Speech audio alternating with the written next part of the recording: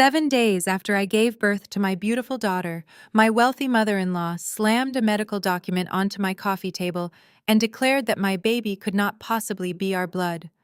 The room went completely silent, and my husband simply stared at the floor. I did not cry. I just smiled.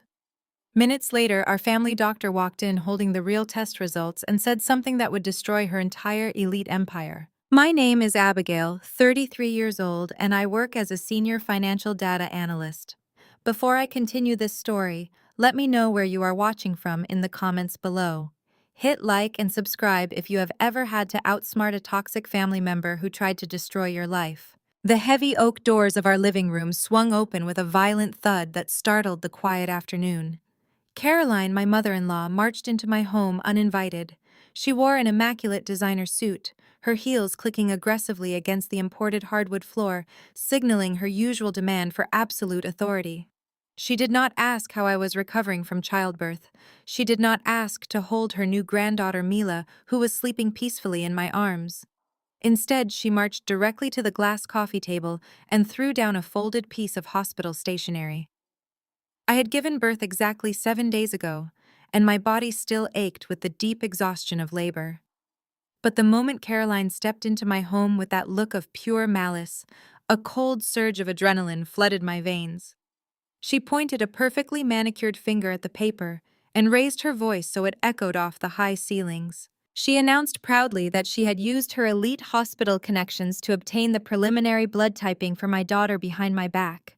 Mila had tested as blood type O. Caroline then turned to my husband Liam and stated the biological facts loudly, making sure her condescension filled the room. Liam was blood type AB. I was blood type A. According to basic genetics, parents with types A and AB cannot produce a child with type O blood. Caroline looked at me with absolute venom and called my newborn daughter an impure stray who had no right to carry their prestigious family name. She accused me of infidelity right there in my own living room. I sat on the sofa holding my baby securely against my chest. A normal person might have broken down in tears at such a horrific accusation. A normal person might have screamed and desperately defended their honor. But I am a data analyst. I deal with anomalies, outliers, and raw facts every single day of my professional life.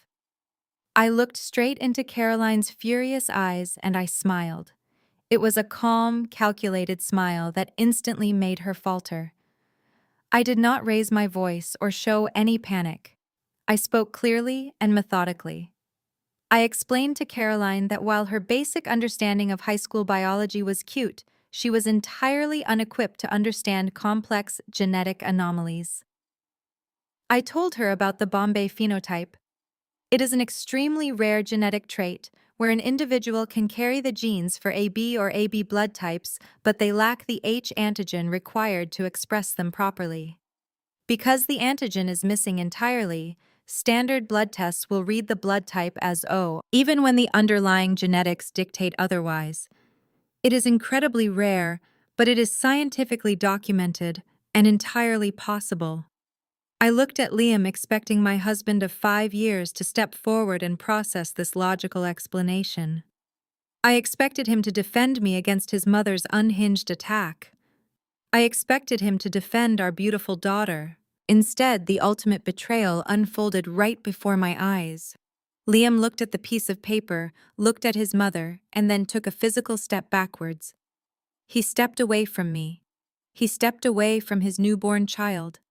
He moved to stand directly behind Caroline's shoulder, seeking the safety of her approval, just as he had done his entire miserable life. Liam refused to look me in the eye. He rubbed the back of his neck nervously and stammered out that Caroline might actually have a point. He said that we needed a formal DNA test to protect the family name. He actually said those exact words to me, to protect the family name. He wanted to protect his elite social status instead of his own wife. He wanted to protect his massive inheritance instead of our marriage. The repetition of his cowardice hit me like a physical blow to the chest. He had always folded under her intense pressure. He folded when we bought this house, allowing her to decorate it. He folded when we planned our wedding, letting her control the guest list. And now, in the absolute most vulnerable week of my life, he was folding again. He told me that we had to be absolutely sure because the family trust fund demanded direct bloodline heirs without any question. I stared at the man I had married, and any lingering love I had left for him evaporated in that exact second. He was not a supportive partner. He was just Caroline's obedient puppet. But before Liam could utter another pathetic excuse to justify his betrayal, the front doorbell rang sharply, signaling the arrival of a guest who would change the trajectory of our entire lives forever. Dr. Thorne, the lead geneticist for the family's private medical practice, walked into the living room, holding a thick manila folder tightly against his chest. He had clearly been rushing over here. His tie was slightly crooked, his breath was short, and he looked incredibly uncomfortable under the heavy tension in the room. He had personally overseen my entire pregnancy and was painfully aware of Caroline's deep obsession with securing a perfect biological heir for their massive family trust fund. Caroline immediately smiled when she saw him, assuming she had already won this battle. She walked confidently over to him, demanding that he confirm the blood type discrepancy aloud and officially declare me a fraud in front of Liam. She wanted him to validate her cruel accusations right then and there so she could finally kick me out of the family. Dr. Thorne did not smile back at her. He clutched the folder even tighter and looked at Liam with an expression of deep, unsettling pity that made the room feel instantly colder. He explained in a steady voice that he had run a much more advanced preliminary genetic screening on Mila, specifically to rule out any potential health issues related to the rare blood anomaly I had mentioned earlier. Dr. Thorne took a deep breath, adjusting his glasses before addressing the room. He confirmed that Mila did indeed carry a highly unusual genetic marker in her DNA profile.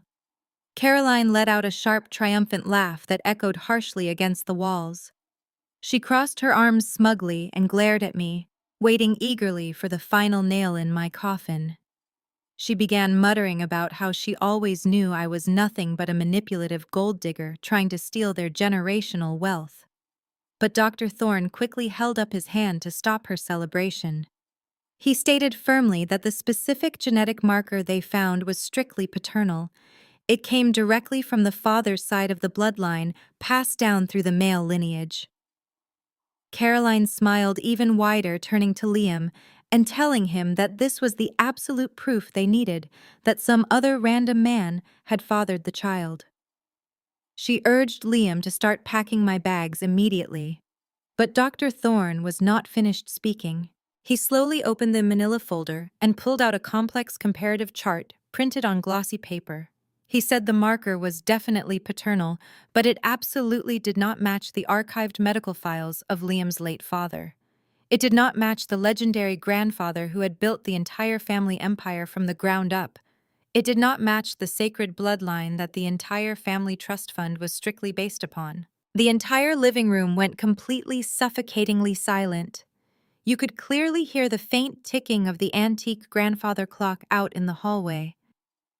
Liam furrowed his brow, blinking rapidly, completely unable to process the complex medical terminology right away. He just stared at the chart like it was written in a foreign language. But Caroline understood the implication immediately. The color completely drained from her face in a matter of seconds. Her usually vibrant skin turned an ashen, sickly gray. The crystal wine glass she had been holding loosely slipped from her perfectly manicured fingers. It hit the marble floor and shattered into 100 jagged pieces, the sharp noise cutting through the heavy silence. The dark red wine splashed across her expensive designer shoes, looking exactly like fresh blood pooling at her feet. If the paternal genetic marker in Liam's baby did not match the grandfather's archived files, it meant that Liam's own DNA did not match the grandfather's files either. It meant that Liam was not the biological son of the man whose prestigious name they so proudly paraded around high society. Caroline began to physically shake. The absolute terror shining in her eyes was intoxicating to witness from my spot on the sofa. For 35 years, she had paraded around as the untouchable matriarch of a flawless, prestigious bloodline. For 35 years, she had humiliated anyone who did not meet her strict elite standards, judging everyone around her. And now a simple routine genetic screening intended to ruin my life for her granddaughter had accidentally exposed her darkest, most heavily guarded secret. Dr. Thorne looked extremely uncomfortable, shifting his weight from foot to foot, as he explained that the anomaly prompted him to run a baseline comparison just to be absolutely thorough. The results were undeniably conclusive. Liam completely lacked the primary genetic sequence of the family patriarch. Caroline's breathing became shallow and erratic, bordering on a panic attack. She realized in that exact agonizing moment that her relentless campaign to destroy my reputation had just ignited the massive bomb that would burn her own elite empire to the ground. She had built her entire luxurious life on a foundation of lies, and those lies were now sitting in a manila folder in the hands of a doctor she could no longer intimidate or control. The power dynamic in the room had shifted violently, and I sat there calmly holding my daughter, watching the self-proclaimed queen of the family begin to violently unravel. Caroline did not stay unraveled for long. The shock vanished from her face, instantly replaced by a mask of pure, unadulterated rage. She pointed a trembling finger at Dr. Thorne and screamed that he was a liar. She accused me of paying him off with family money.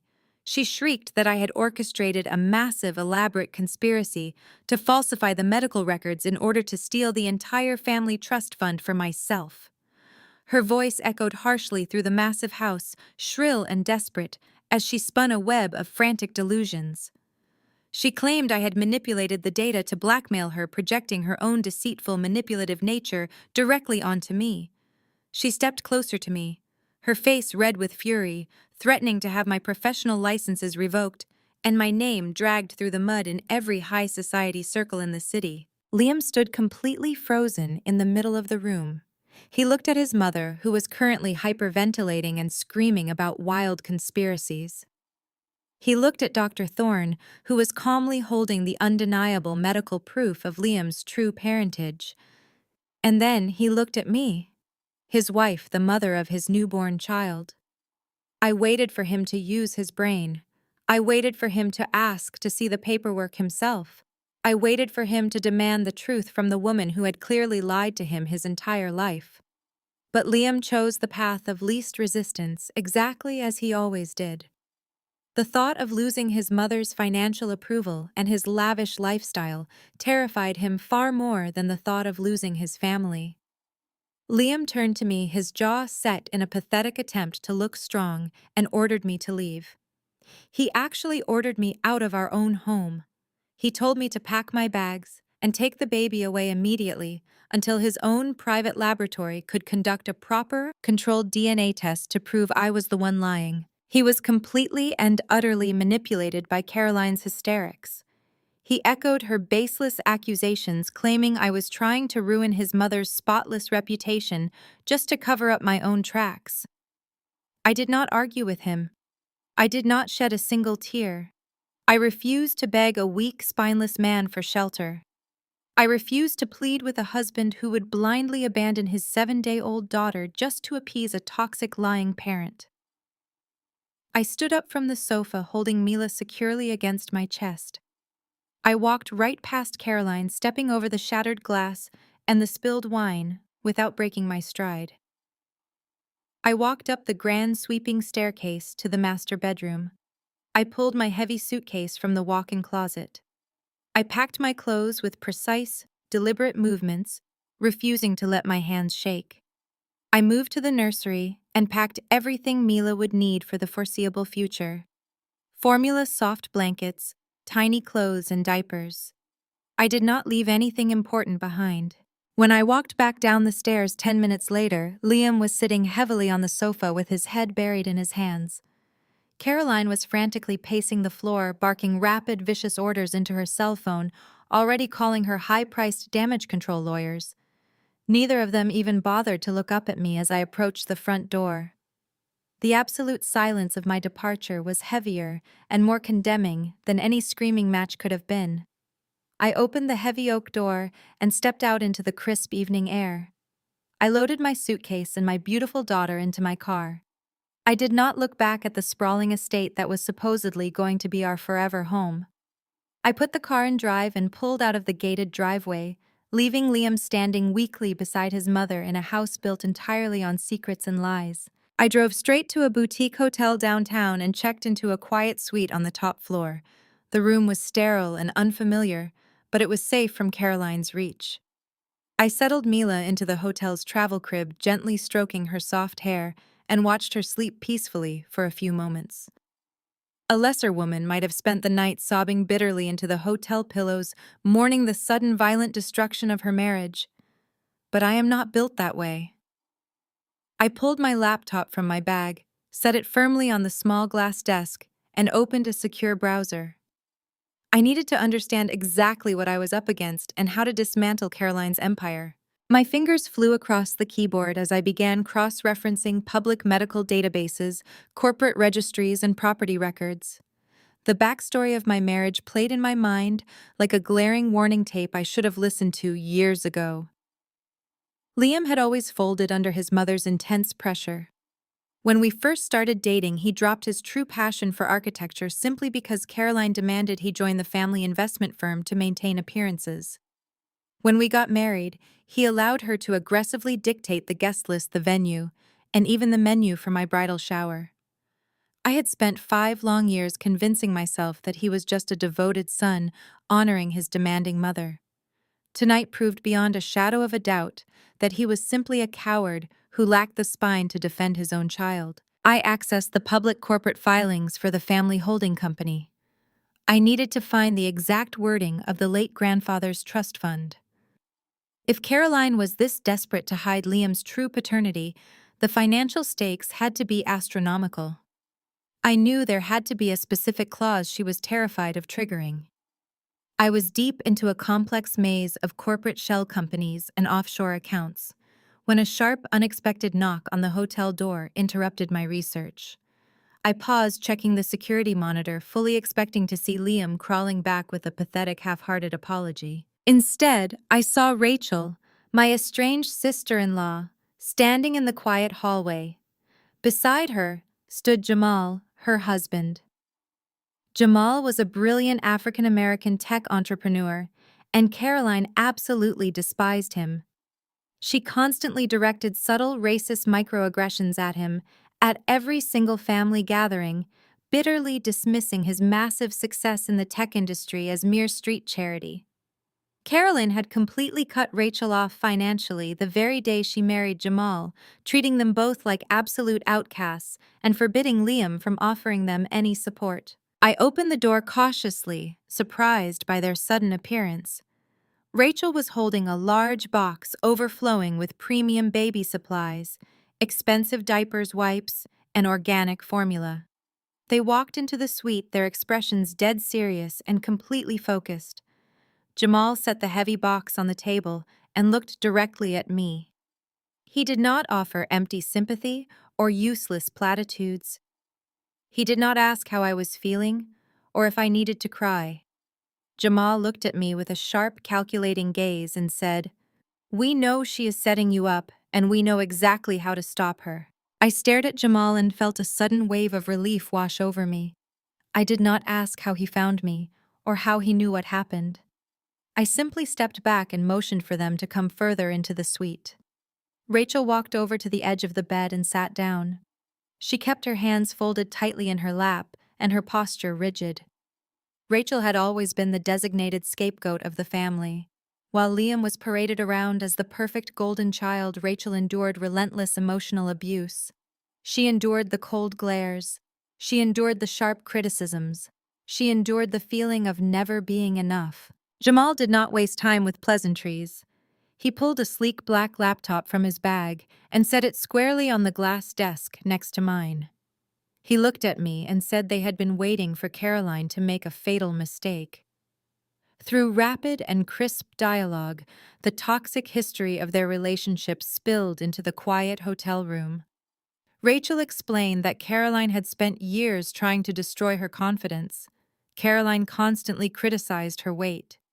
Caroline criticized her career choices. Caroline ultimately criticized her choice in a husband. Jamal remained perfectly calm as he detailed the horrific treatment he endured. Caroline directed subtle and calculated racist insults at him at every single holiday dinner. She completely refused to acknowledge his massive success in the tech industry. Jamal had built a cybersecurity startup that recently sold for millions of dollars, but Caroline bitterly dismissed his life work as mere street charity. She told everyone in her elite social circle that Rachel had settled for a thug. When Rachel refused to leave Jamal and stood her ground, Caroline completely disinherited her only biological daughter. Caroline cut Rachel out of the family wealth entirely. Caroline left Liam as the sole beneficiary who received absolutely everything. I listened to their story and felt my blood boil. I told Rachel I was so sorry for blindly believing the lies Caroline had spun about their absence. Caroline had always claimed Rachel was estranged because she was unstable and jealous. Rachel waved off my apology. She said none of that mattered right now. What mattered was taking Caroline down before she destroyed my life exactly like she tried to destroy theirs. Jamal opened his laptop and the bright screen illuminated his face. He told me he had not just been sitting idly by since Caroline cut them off. He used his extensive cybersecurity expertise to keep a very close eye on the family holding company. He said he had been monitoring Caroline's financial movements for months, just waiting for an anomaly. I leaned forward, my analytical mind immediately engaging with the prospect of raw data. I asked Jamal what kind of anomaly he meant. Jamal looked directly into my eyes and delivered a piece of information that made my heart race. He revealed that Caroline had been acting completely erratically with the family offshore accounts. She had been relatively cautious for years. But the exact week Liam and I announced my pregnancy, Caroline panicked. Jamal pulled up a series of complex spreadsheets. He showed me that she began moving massive amounts of liquid cash into untraceable shell corporations the very day she found out a new heir was coming. She moved the money fast. She moved the money desperately. I stared at the screen and processed the timeline. My pregnancy was the trigger. Caroline knew that a new baby would mean new medical tests. She knew it would mean establishing formal trust funds and potentially verifying biological lineage. She was terrified. She was terrified of the doctors. She was terrified of the medical tests. She was terrified of the truth finally coming out. Jamal scrolled through the data, pointing out the routing numbers. He said Caroline was systematically draining the primary family trust. She was siphoning funds out of the accounts that were legally supposed to be divided among all legitimate heirs. She was hiding the money so that if her secret ever came out, she would still have a massive golden parachute hidden away in offshore accounts. Rachel stood up from the bed and walked over to the desk. She looked at the numbers and her voice shook with anger. She said Caroline stole her future. Caroline was trying to steal Mila's future. Caroline was doing everything to protect a bastard son. Rachel told me that Caroline knew Liam was not a biological heir. She knew it the entire time, and she was terrified that if Mila underwent any kind of comprehensive genetic screening to prove her lineage, the doctors would inevitably compare Mila's DNA to the grandfather's archived files. Caroline knew the test would prove Liam was a fraud. The pieces of the puzzle aggressively snapped into place. Caroline's unhinged reaction to the blood test earlier today had absolutely nothing to do with my fidelity. It was never about me cheating on Liam. It was never about a fake DNA result. It was sheer, unadulterated terror. Her desperate attempt to throw me out of the house was a calculated smokescreen. She needed to destroy my reputation. She needed to force a rigged DNA test from her own corrupt doctors before anyone could uncover the truth about Liam. I looked at Jamal and Rachel. We had the motive. We had the timeline of her financial panic. We had the offshore routing numbers. But I knew that was not enough to destroy her in the eyes of the law or the high society she ruled. I told Jamal that we needed absolute, undeniable biological proof. We needed to expose the financial theft and the biological fraud at the exact same time. Jamal smiled, his fingers already flying across his keyboard. He said he had exactly what we needed to bypass her security and find the original trust documents. We were not going to cry over this betrayal. We were going to dismantle her empire piece by piece. Jamal pulled his chair closer to the glass desk, his eyes locked on the glowing screen of his laptop. He warned us that the family holding company utilized a private encrypted server, but the architecture was notoriously outdated. Caroline had always been too arrogant to believe anyone would ever dare to look into her financial fortress. Jamal ran a sequence of proprietary scripts he had developed for his own cybersecurity firm, efficiently neutralizing the perimeter defenses in a matter of minutes.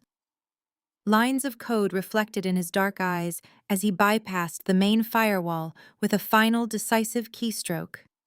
He hit the enter key, and the heavily guarded vault of the elite estate cracked wide open, spilling decades of classified documents directly onto our shared network. I pulled the decrypted files over to my laptop and immediately went to work. As a senior financial data analyst, this was my battlefield. I live and breathe complex data sets, tracing hidden variables and exposing hidden truths. I opened the massive ledgers scanning through thousands of transactions, offshore wire transfers, and shell corporation registrations. The sheer volume of wealth was staggering, but I was not looking for the money.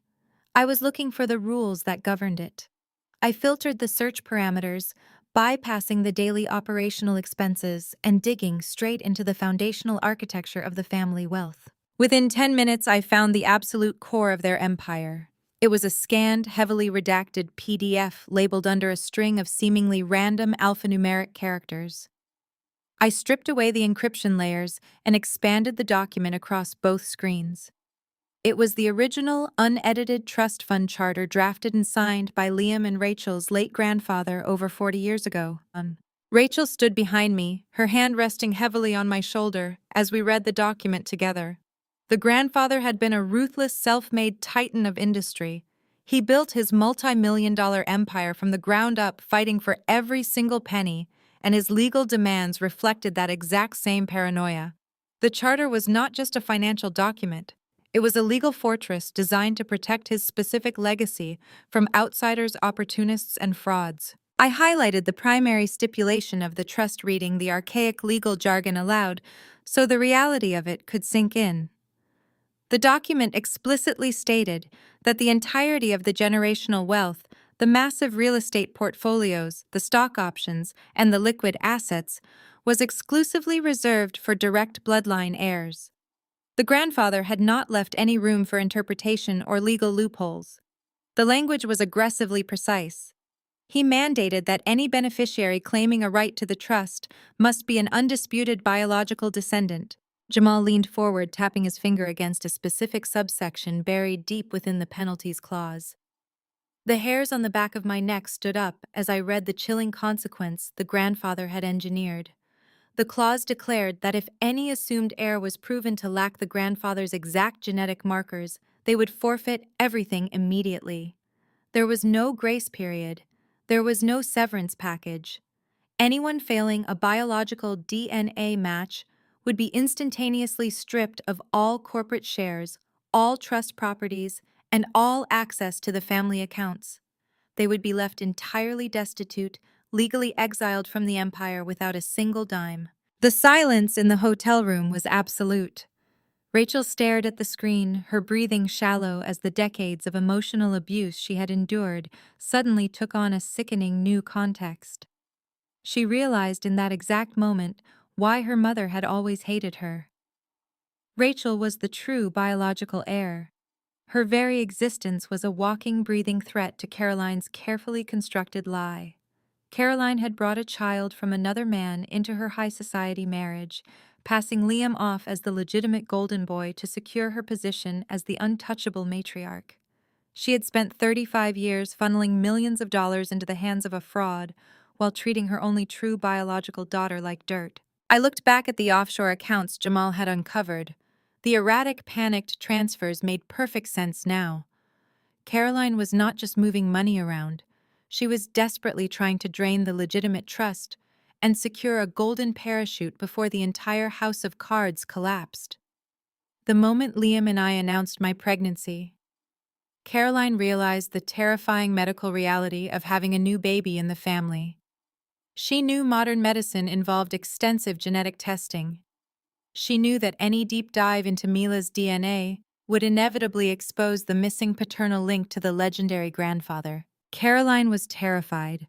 Her frantic attempt to throw me out onto the street and accuse me of infidelity was a calculated preemptive strike to control the narrative. She needed to force a corrupted private DNA test through her own paid doctors to brand me a liar before I could demand an independent genetic panel. She was willing to destroy my marriage, slander my name, and leave her newborn granddaughter homeless, all to protect her 35-year-old lie. I closed the financial ledger and looked at Jamal and Rachel, feeling a cold, hard resolve settle in my chest. The panic Caroline felt was entirely justified because we were going to trigger that exact forfeiture clause and watch her lose everything she had stolen. Jamal slid the laptop fully towards me, his part of the breach complete. Now it was my turn. As a senior financial data analyst, raw numbers are my native language. I do not just read ledgers, I actively map them. I downloaded the entire decrypted database onto my secure server and initiated a forensic tracing algorithm. I needed to see the exact flow of the money, not just the static balances. I set up complex pivot tables and data visualization models right there on the hotel desk, isolating every single transaction Caroline had authorized since the day the grandfather passed away. The screen quickly lit up with a massive tangled web of offshore wire transfers, corporate dividends, and real estate liquidations. Rachel sat beside me, her eyes tracking the brightly colored lines connecting the accounts. The visual representation of her mother's betrayal was undeniable. I isolated the primary trust fund, the one explicitly designated for the biological descendants of the grandfather. According to the legal charter Jamal had uncovered, Rachel should have been receiving substantial quarterly dividends for the past decade. Instead, her column showed a flat, stagnant zero. I traced the missing funds. Caroline had created a labyrinth of dummy corporations and fake consulting firms based in tax havens like the Cayman Islands and the Seychelles. She was systematically siphoning millions of dollars out of Rachel's rightful share every single month. The cruelty of the financial architecture was staggering. Caroline was not simply hoarding the stolen money for herself. She was using it to artificially inflate Liam's investment accounts. For years, Liam had paraded around high society as a brilliant financial mind boasting about his incredibly successful portfolio. The truth was entirely manufactured. Liam was a terrible investor who lost money on almost every legitimate deal he touched. Caroline was secretly injecting Rachel's stolen inheritance into Liam's failing ventures to cover his massive losses and make him look like the perfect, successful golden child. She was bleeding her own biological daughter dry to prop up the illusion of a bastard heir. I pointed to a specific cluster of transactions that occurred exactly 7 months ago. The dates aligned perfectly with the week Liam and I had proudly announced my pregnancy to the family. Before that date, Caroline's embezzlement had been steady and calculated, taking just enough to keep Liam afloat without triggering any automated audits. But the moment she found out a new generation was entering the picture, the data showed an absolute reckless panic. The transfer volumes tripled overnight. She began liquidating physical assets and converting them into untraceable cryptocurrency. She was trying to empty the main trust entirely before my baby was even born. The profound reality of the situation washed over me, reframing every single interaction I had ever had with my monster of a mother-in-law. I looked at Jamal and Rachel, the pieces of the psychological puzzle finally snapping together with absolute clarity. Caroline's extreme hysterical reaction in my living room earlier today had absolutely nothing to do with me. Her accusations of infidelity were entirely projected. When she looked at that preliminary blood test and saw an anomaly, she did not see a cheating daughter-in-law. She saw the ghost of her own 35-year-old secret staring right back at her. Caroline knew the strict biological stipulations of the grandfather's trust fund better than anyone. She knew that any medical inconsistency with a new baby would inevitably lead to further testing. She was paralyzed by the sheer terror that a routine pediatric blood panel would snowball into a comprehensive genetic screening. If the doctors started digging into Mila's DNA, they would have to compare it to the archived family files to establish a baseline. That comparison would immediately prove that Liam shared absolutely zero genetic material with the man who built the empire. Caroline had spent 3.5 decades terrified of this exact moment. She had lived every single day knowing she was one random medical emergency or one routine genetic test away from losing her entire kingdom. That was why she had acted so fast to banish me. She needed to excommunicate me and Mila from the family before anyone could ask questions. She needed to force Liam to use her own paid corrupt medical staff to run a fake DNA test, ensuring the results would brand me a liar while keeping his own genetic profile safely hidden. She was willing to destroy an innocent newborn baby just to keep her own lies buried forever. I leaned back in the hotel chair, my mind racing with the implications. We had the digital proof of the financial crimes. We had the motive for the biological fraud. But digital records stolen through a bypassed firewall would not hold up in a court of law on their own. Caroline's high-powered damage control lawyers would instantly file injunctions claiming the data was illegally obtained and fabricated. We needed to trap her. We needed to corner her in a situation where she could not use her money or her elite connections to buy her way out. I looked at Jamal and told him to copy every single file onto 3 separate encrypted drives.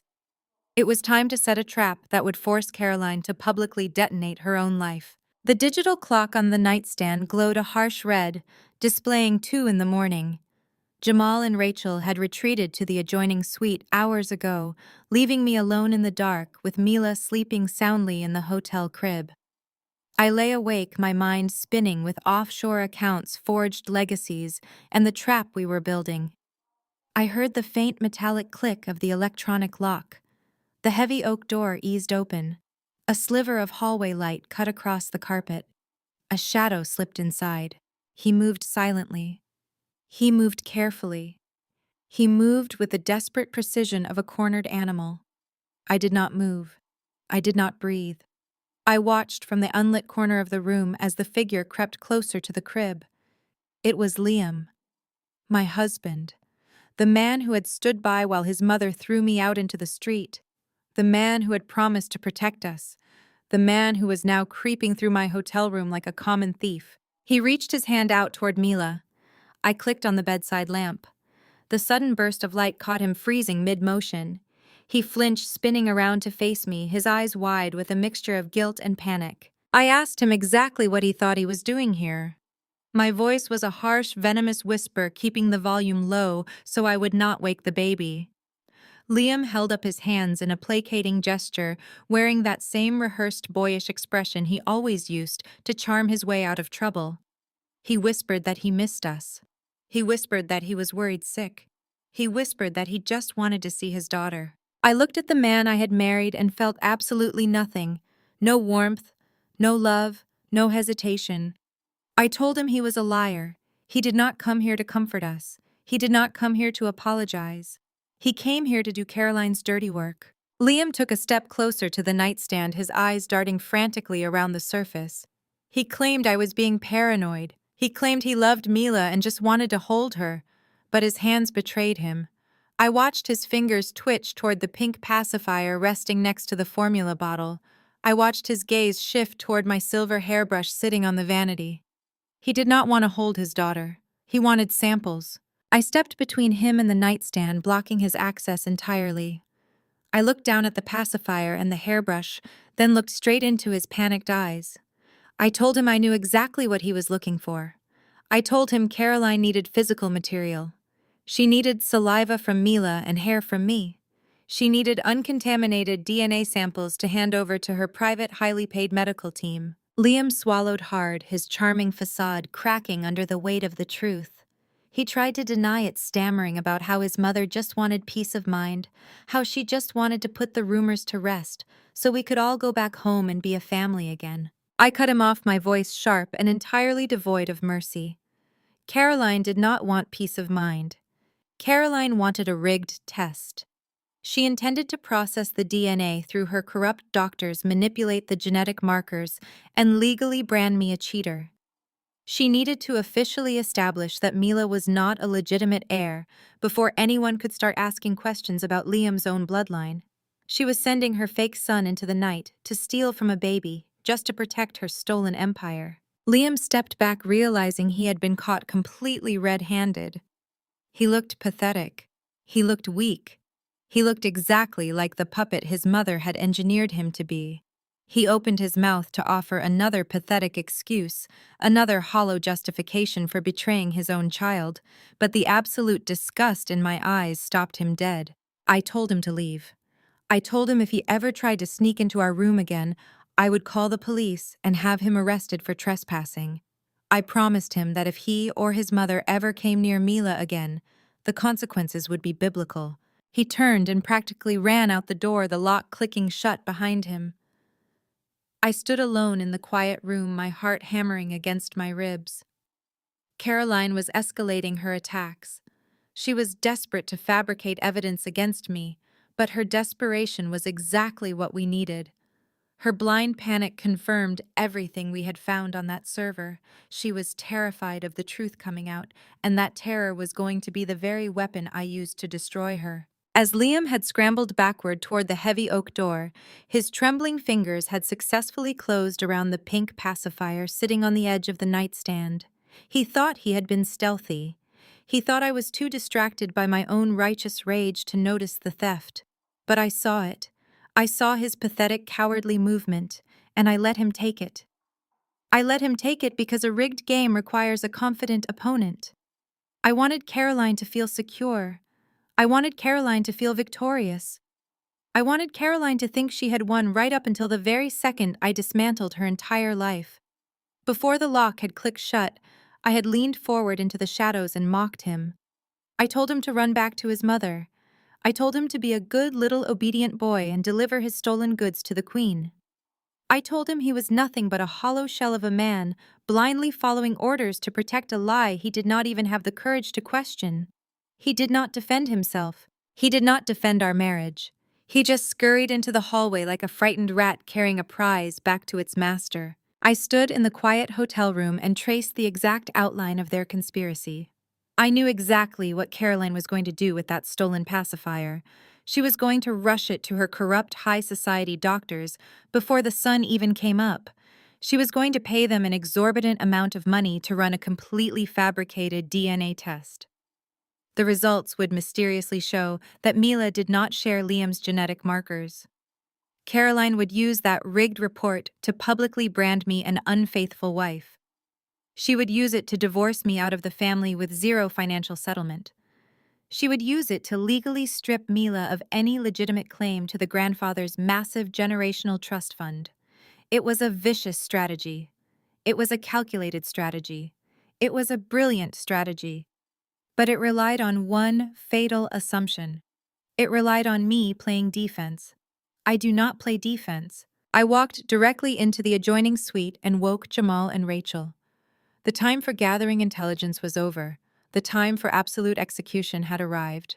I quickly explained Liam's midnight infiltration and the stolen pacifier. Jamal rubbed the sleep from his eyes and instantly understood the accelerating timeline. We had a microscopic window before Caroline went public with her fabricated results to humiliate me in front of the entire Boston elite. We needed to strike first. We needed a weapon so undeniable, so legally impenetrable, that no amount of Caroline's wealth or influence could ever refute it. We needed our own medical truth. Jamal immediately opened his laptop and bypassed the standard local medical networks. He did not search for neighborhood clinics or standard family practitioners. He utilized his encrypted security clearance to search for the highest-rated, most heavily guarded independent genetic testing laboratory in the entire country. We needed a facility with chain-of-custody protocols so aggressively strict that their results were automatically admissible in the highest federal courts. Jamal's fingers flew across the keyboard until he found a fortress of a laboratory located just across the state line. They specialized in high-stakes legal disputes, forensic biological mapping, and undisputed paternity verification. They were exceptionally expensive. They were ruthlessly fast. They were exactly what we needed to destroy Caroline. I told Jamal to spare no expense. We booked an emergency private transport to bypass the morning traffic and ensure we arrived the second the laboratory doors opened. Jamal initiated a secure digital request, flagging our arrival under priority legal urgency and authorizing a massive premium to fast-track the processing time. The standard wait for comprehensive genomic sequencing was weeks. We were paying to have it done in hours. I walked back into my room and gently woke Mila from her crib. She stirred her tiny hands, reaching up in the dim hotel light. I held her close to my chest, making a silent, unbreakable promise to my daughter. They tried to erase her. They tried to steal her future. They tried to discard us like trash to protect a fake golden child. I was going to secure an irrefutable, legally binding DNA panel that mapped Mila's genome directly to the grandfather's archived medical records. I was going to prove my absolute fidelity to the world. I was going to prove Rachel's biological supremacy over the empire. I was going to prove Liam was an absolute fraud. We packed our bags with cold precision and moved out to the waiting vehicle. The sun was just beginning to rise, casting long, sharp shadows across the pavement. Caroline thought she was setting a trap for a naive, helpless housewife. She had absolutely no idea she had just declared war on a woman who was about to burn her entire kingdom to ash. Jamal's fingers flew across his keyboard as we sat around the glass desk in our hotel suite.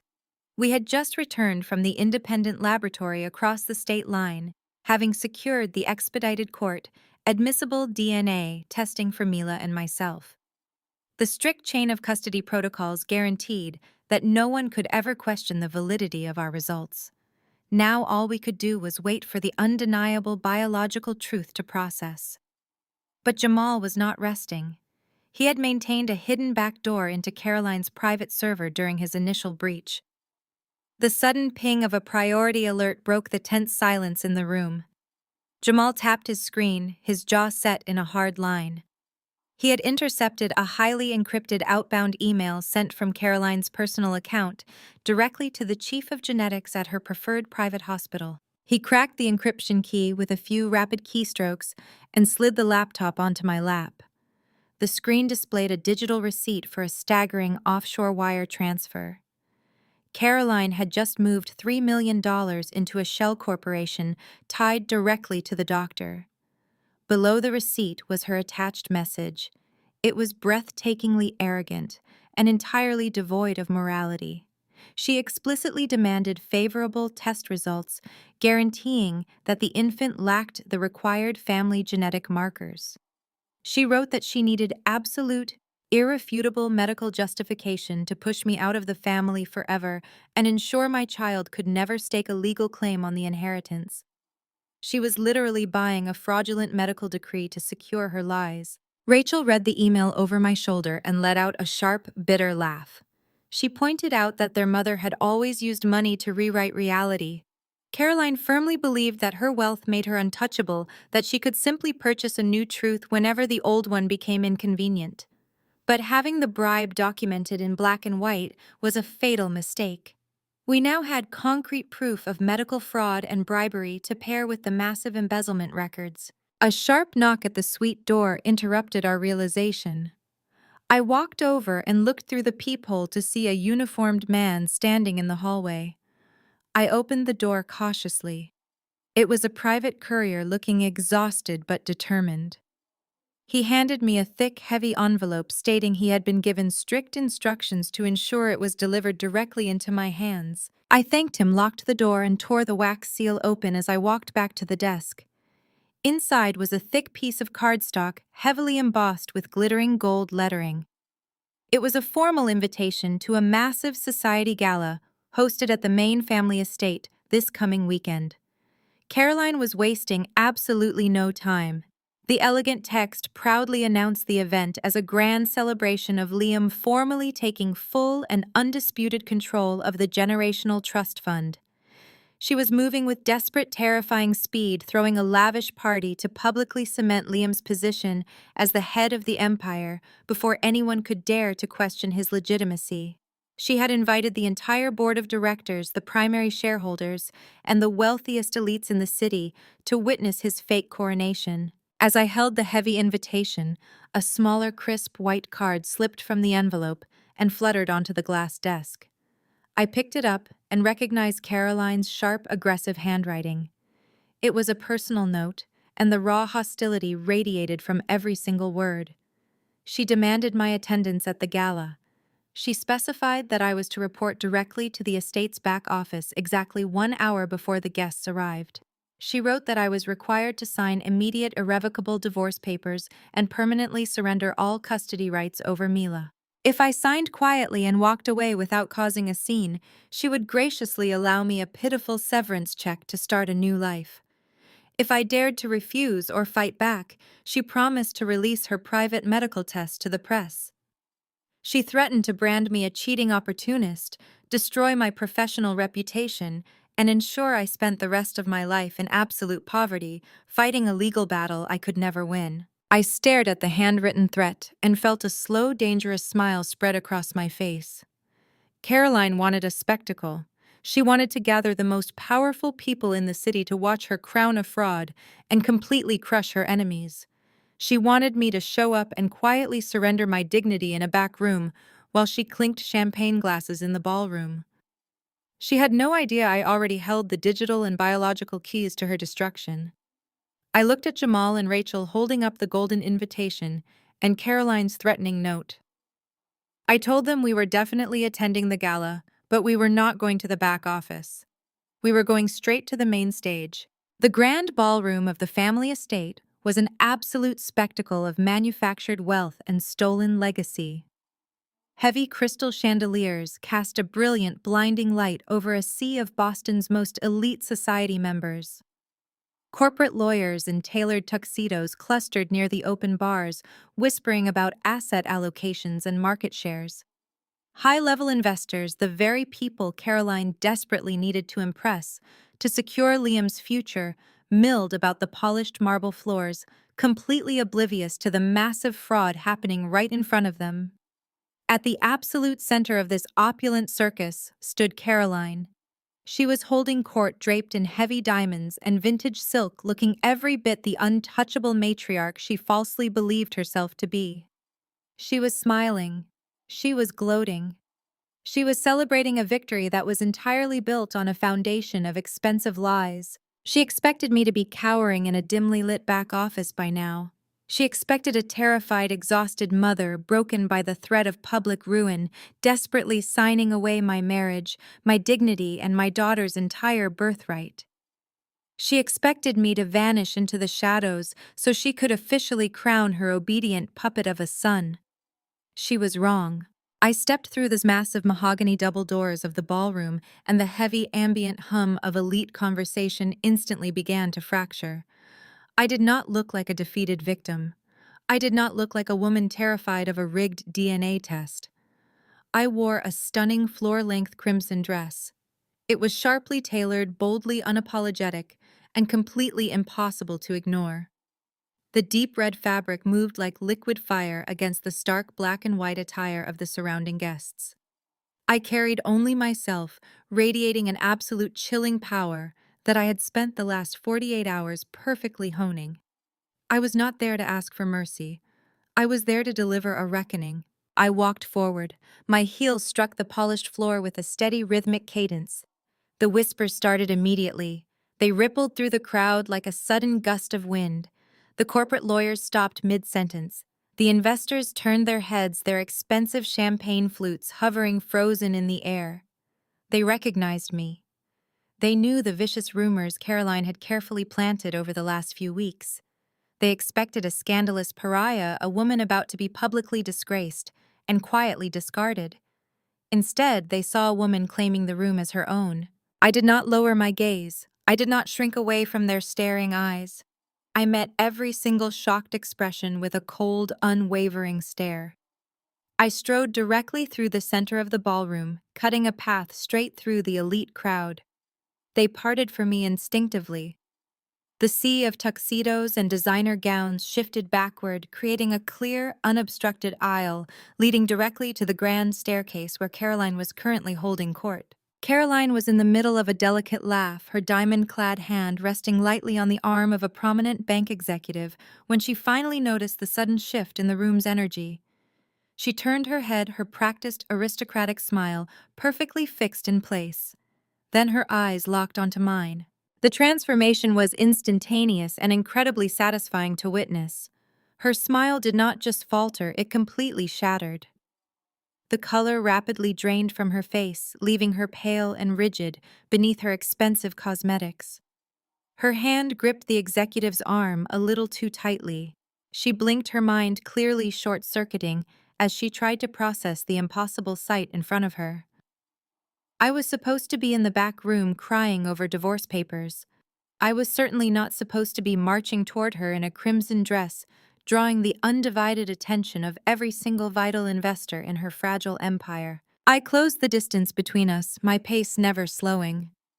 Liam was standing a few feet behind his mother, holding a drink and looking thoroughly pleased with himself. When he caught sight of me, he actually took a physical step backward, bumping heavily into a passing waiter.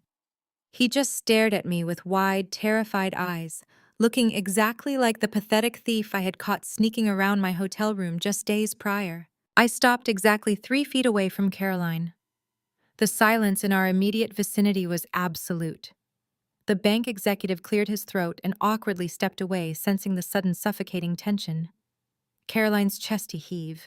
She struggled to recover her composure, her eyes darting frantically around the grand room to see exactly who was watching us.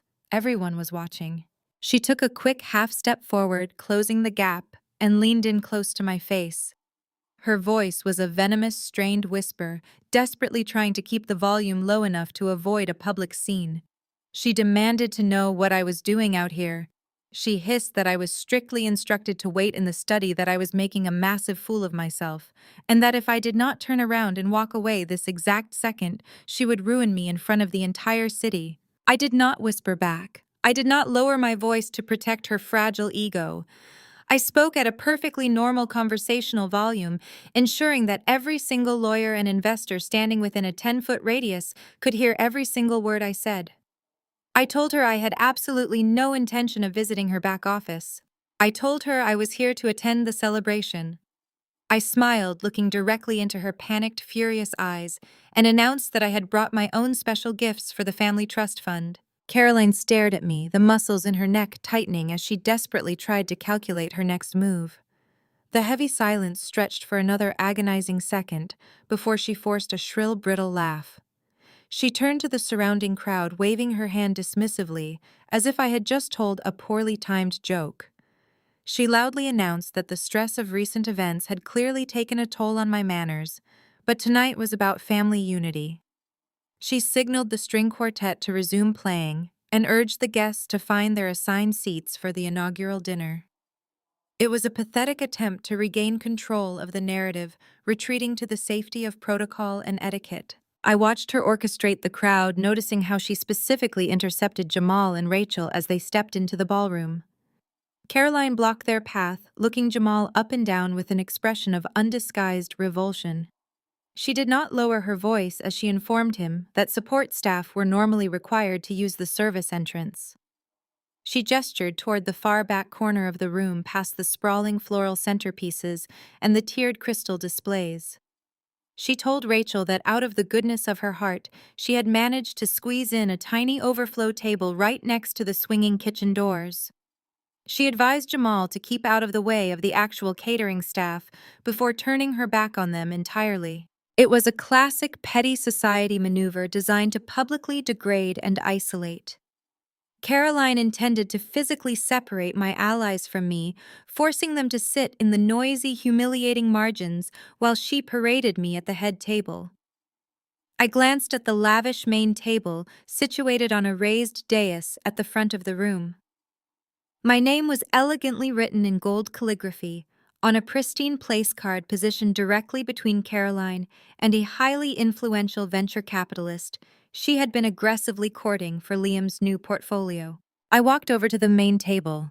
The venture capitalist offered a polite, expectant smile, ready to exchange the usual hollow society pleasantries.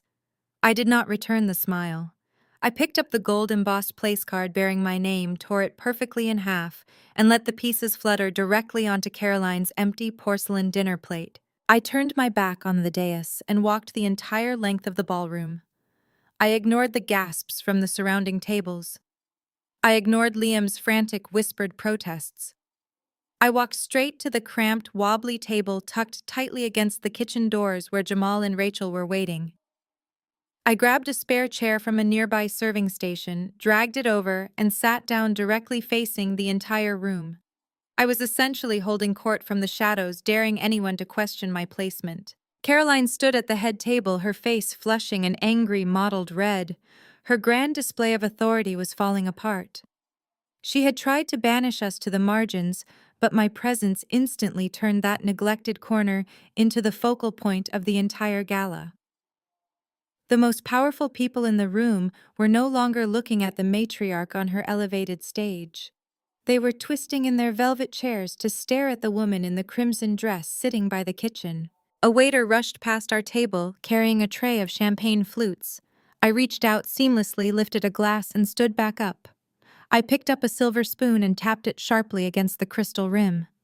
The crisp, ringing sound cut through the low murmur of the ballroom. The string quartet stumbled to a halt. Hundreds of eyes locked onto me once again. I raised my glass high in the air, projecting my voice so it bounced off the vaulted ceilings. I announced that I wanted to propose a toast to the incredible company I was keeping tonight. I looked directly at the cluster of tech investors seated near the front, the very men Caroline needed to fund Liam's upcoming initiatives. I explicitly thanked Jamal for taking the time to attend this little family gathering, especially considering he had just closed the acquisition of Vanguard Digital earlier that afternoon. I stated the exact staggering multi-million-dollar purchase price of the buyout, watching the shockwave physically ripple through the crowd. I praised his absolute brilliance in algorithmic architecture and toasted his undeniable dominance in the tech sector.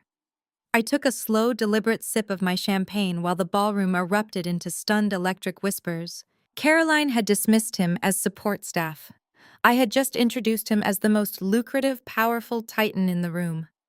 The venture capitalist who was supposed to sit next to me at the main table immediately stood up, his eyes wide with sudden recognition. He abandoned Caroline without a second glance, practically jogging across the ballroom toward our cramped table by the kitchen doors, desperate to shake Jamal's hand. Within seconds, half the dozen other prominent investors abandoned the front of the room and flocked to our corner. The power dynamic shifted with violent, undeniable force. Caroline stood alone at her massive decorated table, completely abandoned by the very people she had invited to witness her triumph. Her grand coronation had just been hijacked, and I had barely even started. Caroline watched her carefully curated audience migrate to my table, the veins in her neck strained against her diamond choker. She looked at Liam, who was staring at his polished shoes, entirely useless. She looked at the venture capitalist who was currently laughing at a joke Jamal had made. She could not handle the sudden irrelevance. She could not stomach being the secondary character at her own extravagant production. She snatched a crystal champagne flute from the table. She grabbed a heavy silver serving spoon. She did not tap it elegantly to politely request attention. She struck the delicate crystal with such violent, aggressive force that I fully expected the glass to shatter in her bare hand. The sharp, jarring sound echoed harshly over the sophisticated chatter. She screamed at the string quartet to stop playing. She did not ask them. She ordered them. The musicians fumbled awkwardly with their instruments, the music dying in a discordant, screeching halt that left the massive ballroom trapped in an agonizing, suffocating silence. Every single face in the room turned back to the elevated dais. Caroline stood there, her chest heaving, her perfectly manicured facade cracking wide open to reveal the desperate, vicious woman underneath.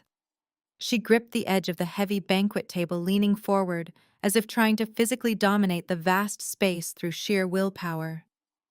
She announced to the silent room that there had been a slight change in the evening's program. She announced that this gathering was no longer just a celebration of Liam taking his rightful place as the head of the family trust. She declared it was also a much-needed cleansing. She declared it was the official highly public extraction of a parasite that had maliciously attached itself to their prestigious bloodline. She pointed a trembling diamond-heavy finger directly at my table. She told the room, her voice echoing sharply off the marble pillars, that her son Liam was filing for immediate, irrevocable divorce. The collective gasp from the Boston elite was audible. These were people who thrived on whispered scandals behind closed doors, not explosive domestic warfare broadcast over catered dinners. They looked at me. They looked at Liam, who was visibly sweating and shrinking back into the shadows of the stage curtains. They looked back at Caroline. She thrived on their shock. She fed eagerly on their scandalized expressions. It gave her back the illusion of absolute control she had just lost to Jamal. She snapped her fingers at her private assistant standing near the kitchen entrance. The assistant scurried forward like a frightened mouse and placed a sleek leather folder directly into Caroline's waiting hands. Caroline ripped the folder open. She pulled out a stack of crisp white medical documents bearing the official watermark of the city's most exclusive private hospital. She held the documents high in the air, waving them like a weapon of mass destruction. She proclaimed that she held absolute, undeniable medical proof. She stated that as the matriarch of the family, she had a severe legal and moral obligation to protect the grandfather's generational wealth from opportunists, thieves, and con artists. She stared directly at me, her eyes burning with a malicious, unrestrained triumph. She loudly proclaimed that I was a complete fraud. She declared that I had spent the last several years plotting to steal their empire by trapping her gullible son in a deceitful, calculated marriage. She raised her voice even louder, ensuring the tech investors in the very back row caught every single poisonous syllable. She announced that the child I had brought into their home, the baby I falsely claimed was the next legitimate heir to the trust fund, did not share a single drop of Liam's blood. She called my daughter a bastard. She called my daughter a biological prop in a long, elaborate con. She read aloud from the fabricated summary page, quoting the corrupt genetics chief she had bribed with offshore accounts just hours ago. She declared the probability of Liam's paternity to be absolute zero. She spun a vivid, disgusting narrative for her captive audience. She painted me as a desperate gold-digging housewife who had sought out a random stranger to secure a pregnancy when Liam and I had supposedly struggled to conceive. She claimed I had knowingly and maliciously deceived the entire family just to permanently anchor myself to their massive fortune. She told the horrified investors that she had discovered the brutal truth just in time, heroically saving the company from falling into the hands of a fraudulent bloodline. She demanded that estate security be called immediately to escort the criminal out of the building before the police arrived. The ballroom descended into absolute chaos. Whispered shock erupted into loud, frantic conversations. The corporate lawyers immediately began pulling out their phones, frantically texting their crisis management teams to distance themselves from the impending media fallout. The venture capitalist slowly stepped away from our table, looking between Jamal and the screaming matriarch on the stage, clearly calculating which side of this public disaster held the most financial liability.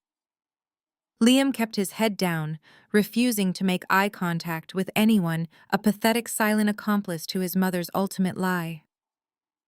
Caroline stood tall, her chest puffed out, drinking in the massive social destruction she had just caused. She firmly believed she had won. She believed she had executed the perfect, flawless character assassination. I remained seated in my chair by the kitchen doors.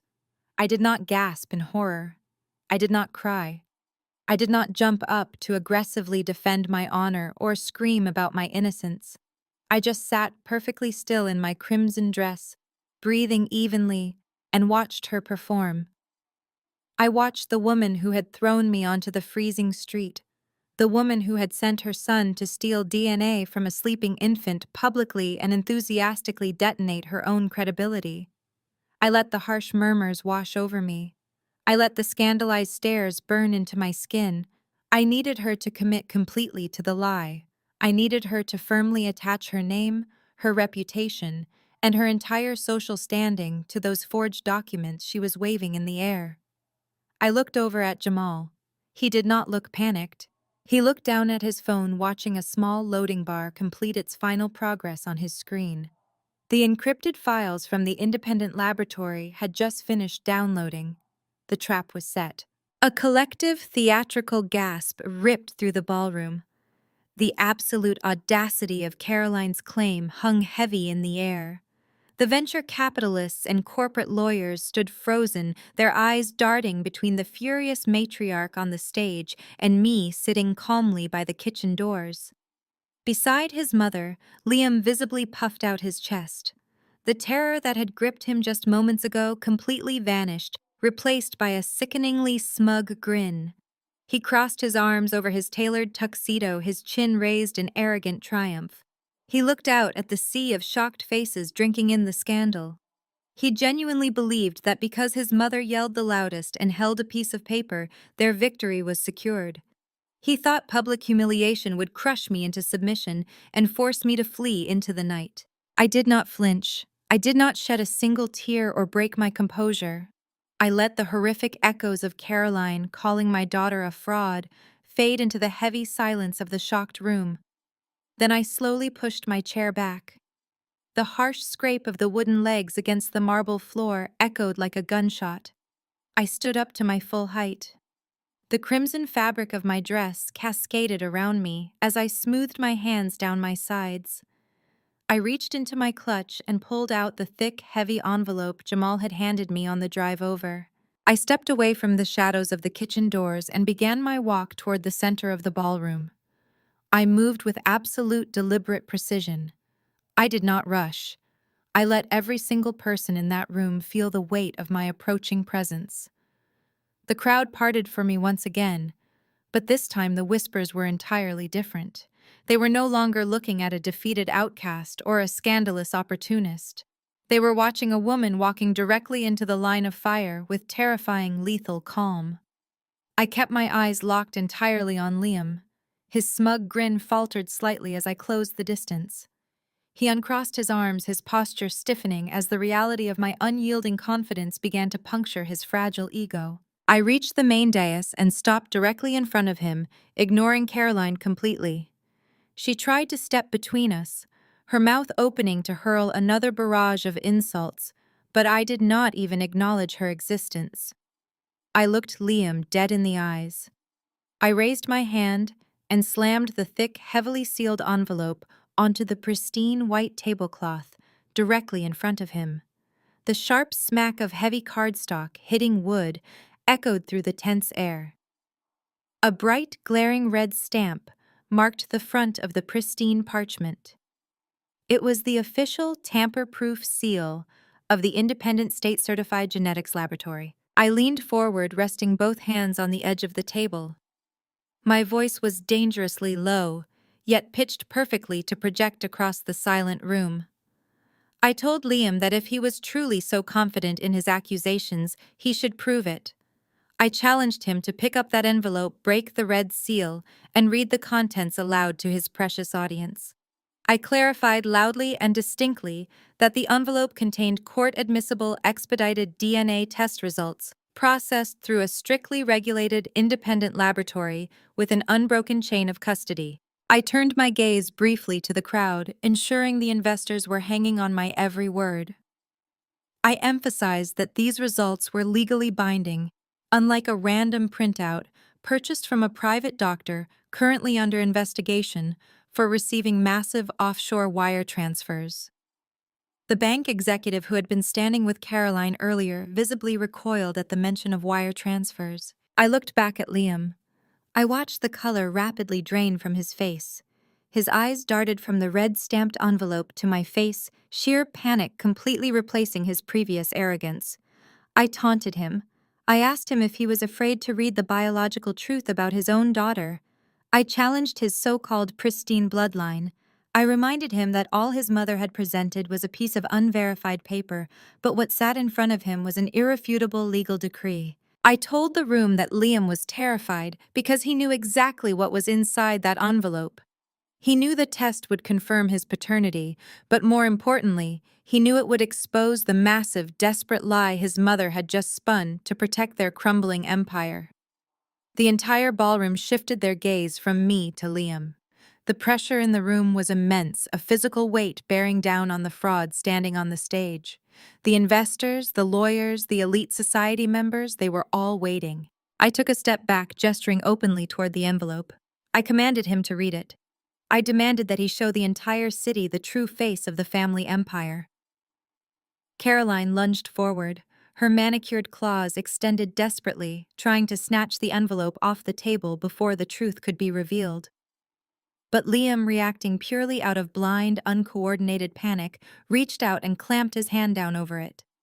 The matriarch and her puppet were suddenly frozen in a standoff over their own destruction, their desperate scramble confirming their guilt to everyone watching. Caroline let out a guttural shriek and lunged across the white linen tablecloth. Her manicured hands clawed frantically at the red wax seal, desperate to shred the document before a single word could be spoken. She was completely unhinged, abandoning every ounce of her carefully cultivated aristocratic grace. But before her fingers could even graze the thick cardstock, Jamal moved. He stepped smoothly around the edge of our table and firmly positioned his imposing frame directly between the frantic matriarch and the envelope. He did not lay a finger on her. He simply stood there, an immovable wall of tailored bespoke suit and quiet authority. He calmly advised Caroline to step back, warning her that tampering with sealed legal evidence in front of a ballroom full of witnesses would result in immediate criminal charges. Caroline recoiled as if she had been physically burned. She glared at Jamal, her chest heaving, but she did not dare take another step forward. She was trapped. Liam watched this exchange with wide, erratic eyes. He looked at his mother, stripped of her power and panting in panic, and then he looked at me, standing perfectly composed.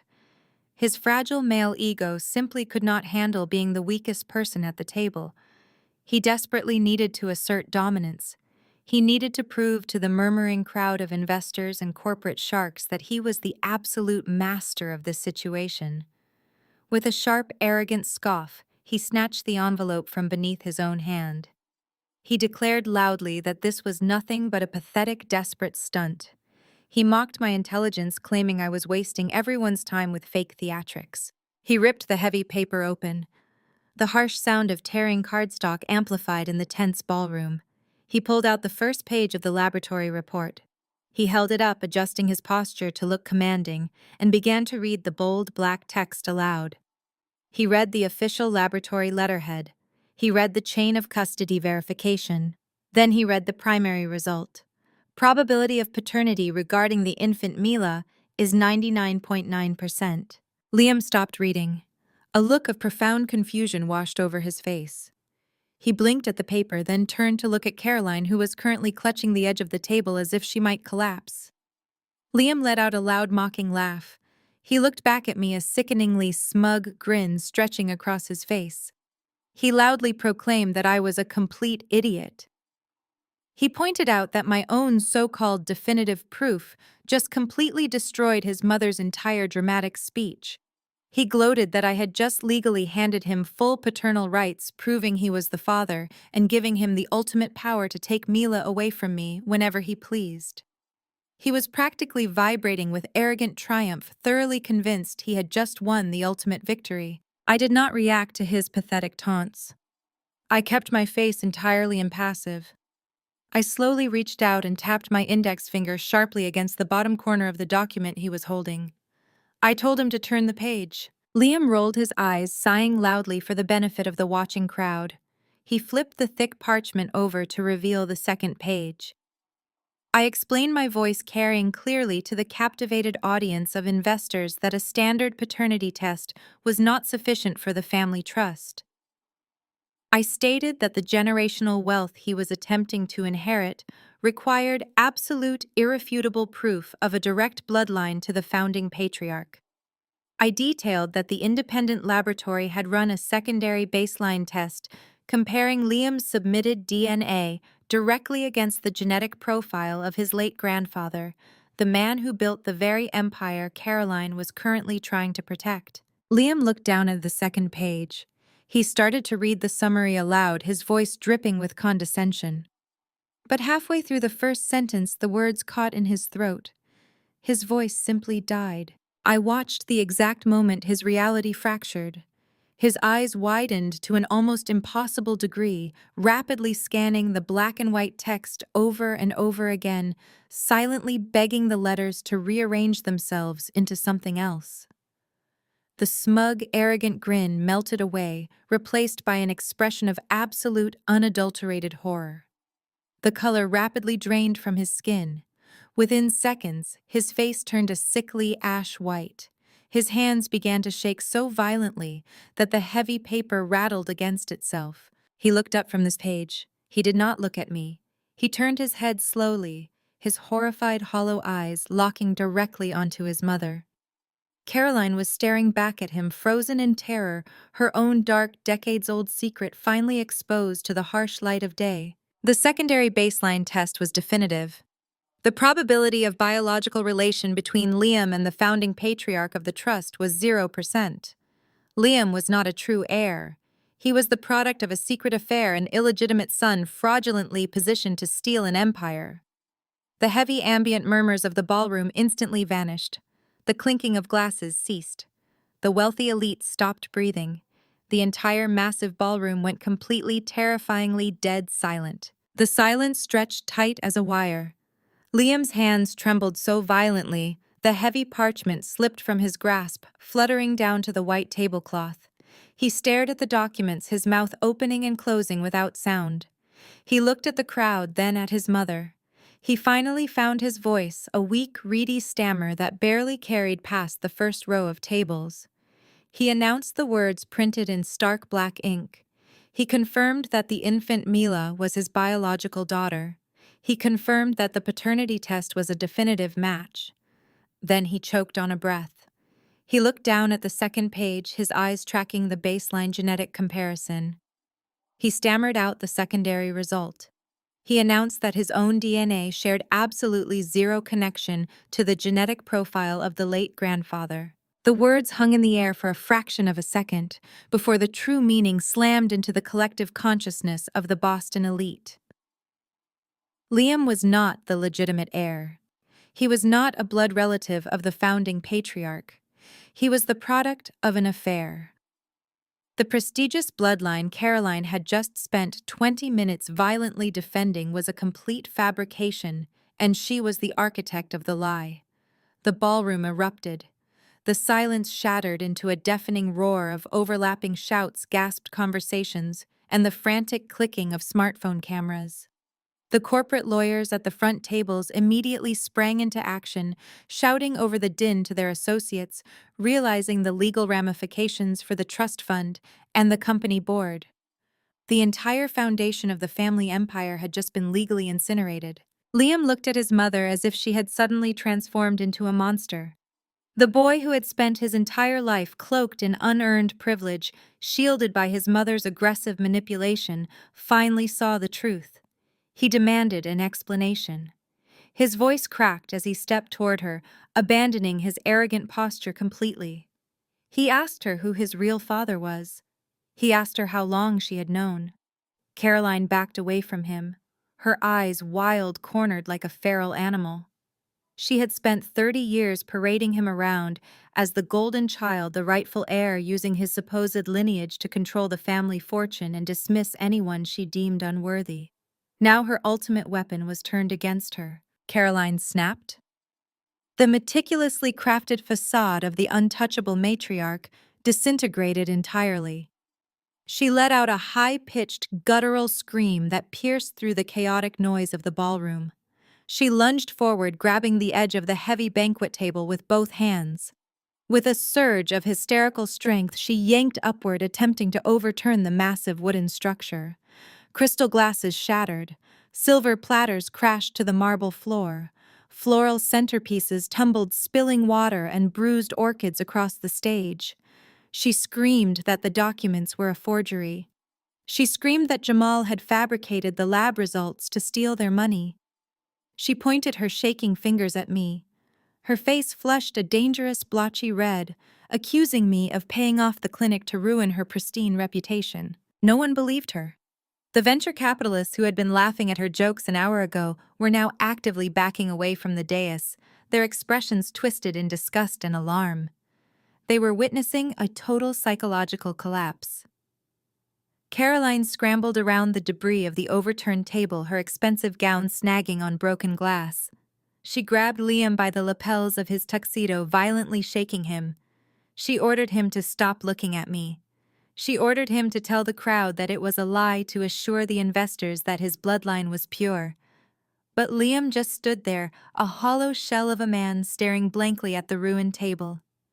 He gently peeled his mother's frantic hands off his chest and took a deliberate step backward, physically distancing himself from the woman who had orchestrated his entire fraudulent existence. I watched the destruction from the center of the room, my breathing steady and calm.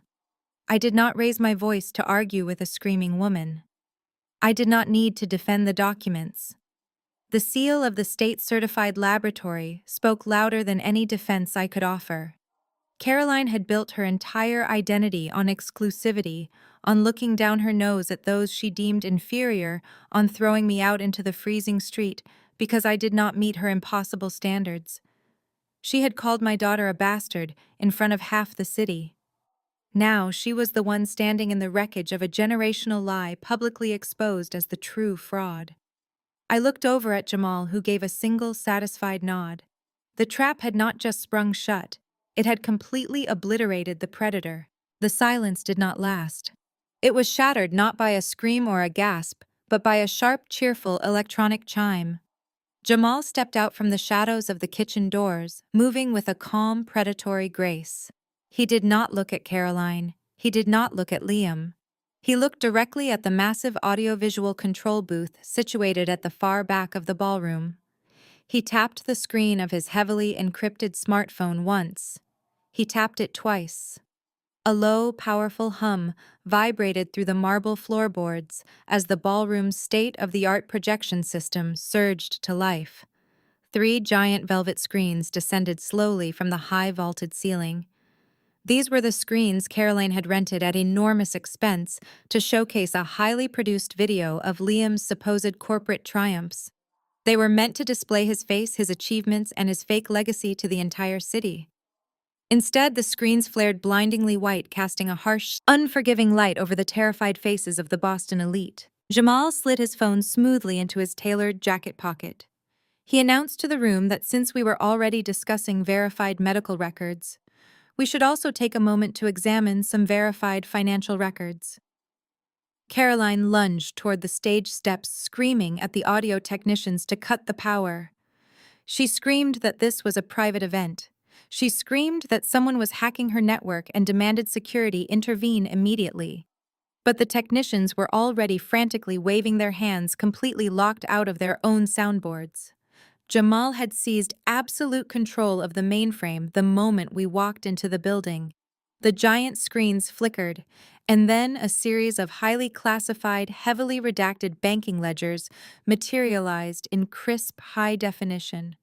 They were offshore accounts, they were hidden shell companies, they were the undeniable digital footprints of Caroline's decades of deceit. Jamal raised his voice, projecting effortlessly over Caroline's hysterical, piercing demands to turn off the projectors. He pointed to a specific ledger, dated exactly 35 years ago. He directed the attention of the corporate lawyers and venture capitalists to a massive unexplained wire transfer originating from the family trust and landing quietly in a private account in the Cayman Islands. He identified the recipient for the crowd. It was the former chief of genetics at the city hospital. Jamal laid out the brutal, undeniable truth. He explained that 35 years ago, Caroline had discovered she was pregnant. She knew the child was not her husband's. She knew the child would never pass a legitimate bloodline test. She knew she would be cast out of the family empire and left with absolutely nothing. So she paid for silence. She paid for a fabricated paternity test. She paid millions of dollars in stolen trust funds to guarantee that her illegitimate son would be legally recognized as the sole heir. She had bought her status. She had bought her son's future. She had bought the very ground she was currently standing on.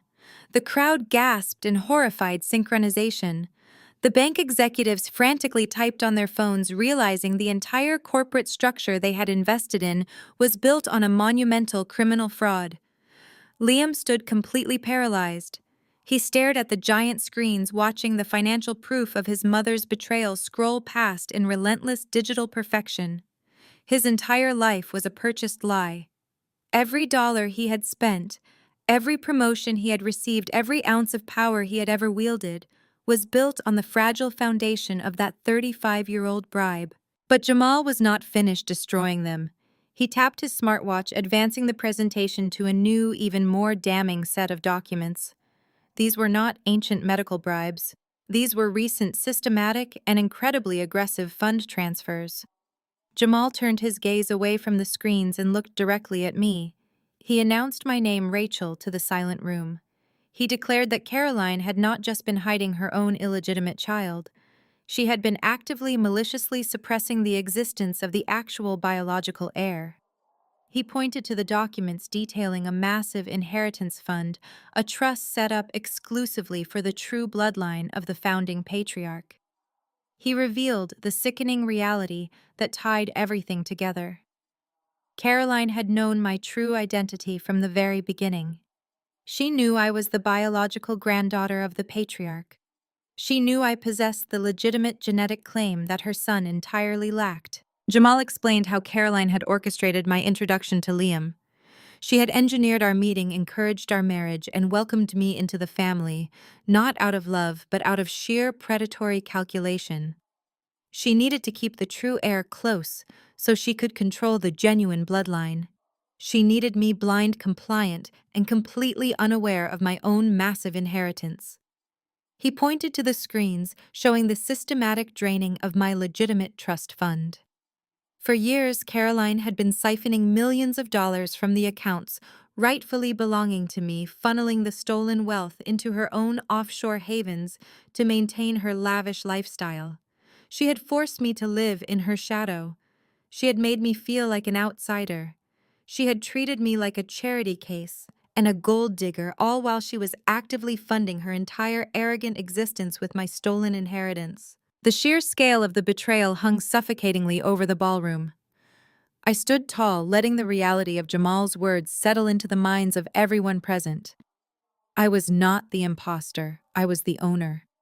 I looked at Caroline, who had finally stopped screaming. She was slumped against the ruined banquet table, her breath coming in ragged, shallow gasps. She looked exactly like a cornered animal staring down the barrel of a gun. The venture capitalists were completely silent, their eyes wide with shock and pure financial panic. Liam remained frozen, his mind completely broken by the revelation that his mother had not only lied about his father, but had married him off to the very woman she was robbing blind. The balance of power had not just shifted, it had been entirely reversed. Caroline shattered the suffocating silence. She pushed herself off the ruined edge of the banquet table and lunged not at me, but at Jamal.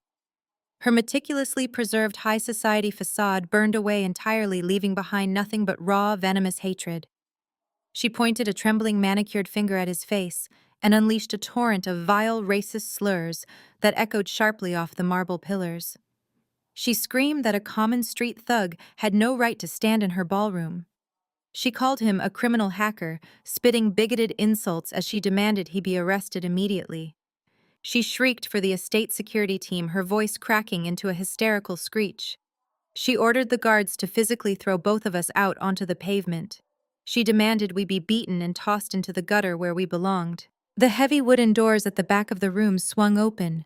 4 massive security guards in dark suits rushed in, responding to the screaming matriarch. But they did not make it past the first row of tables. The collective reaction of the Boston elite was instantaneous and absolute. These were people who swam in treacherous waters of corporate sabotage and quiet betrayals, but Caroline had crossed an unforgivable line.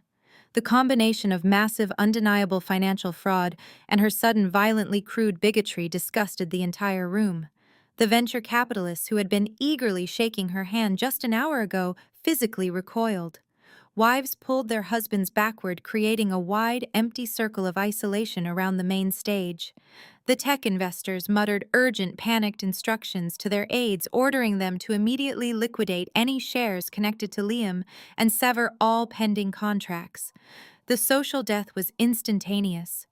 Caroline was standing on the stage, but she was entirely alone. Jamal did not even blink at her racial slurs. He stood with his hands resting casually in his pockets, watching her detonate her own reputation with cold, clinical detachment. He simply tilted his head toward the massive projection screens, letting the glowing offshore bank ledgers answer her insults. Then a chair scraped loudly near the very front of the ballroom. Arthur Sterling, the head attorney of the family trust, and the man who had personally drafted the late grandfather's final wishes, stood up from his seat. He was a towering, severe man in his late 60s, renowned for his utterly ruthless dedication to the law. He raised a single commanding hand. The 4 security guards instantly froze in their tracks, deferring to the man who actually signed their paychecks. Arthur did not look at Caroline. He ignored her frantic, pathetic pleas for him to have me arrested. He walked slowly toward the stage, his eyes fixed intently on the glowing projection screens displaying the genetic baseline test. He pulled a pair of reading glasses from his breast pocket and studied the red-stamped documents I had slammed onto the table. He picked up the first page. He picked up the second page. He read the biological probability of 0%. Caroline tried to grab his arm. She babbled hysterically, claiming the papers were a cheap forgery, a desperate trick to extort them. Arthur turned and delivered a look of such absolute freezing contempt that Caroline physically shrank back. He turned to face the hushed ballroom. His voice was calm, resonant, and dripping with legal authority. He announced that he had personally overseen the administration of the grandfather's estate for the past 30 years. He stated that the late patriarch, paranoid about opportunists infiltrating the family empire, had demanded an incredibly specific, unbreakable clause in the foundational trust documents. Arthur recited the clause from memory, his words dropping like heavy stones into the silent room. He declared that any beneficiary attempting to claim the title of primary heir must possess a direct, unbroken biological link to the founder. The bloodline clause was absolute, non-negotiable, and legally binding in perpetuity. Arthur turned his cold gaze back to Liam. Liam was still standing like a hollow statue, his face completely devoid of color. The head attorney informed him that the DNA evidence presented tonight was not a forgery. He recognized the watermark of the independent laboratory, a facility the trust itself routinely used for highly classified corporate vetting. He stated clearly that the secondary baseline test changed absolutely everything. He declared that Liam was entirely stripped of his title. He announced that every single document Liam had signed, every corporate decision he had made, and every dollar he had authorized as the acting head of the family trust was now legally classified as an act of massive criminal fraud. Arthur looked directly at Caroline. He told her that her 35-year deception was over. He informed her that the trust would be immediately freezing all of her personal assets, seizing her offshore accounts, and launching a full forensic audit into the stolen funds she had siphoned from the true heir. Caroline collapsed to her knees. Her legs simply gave out.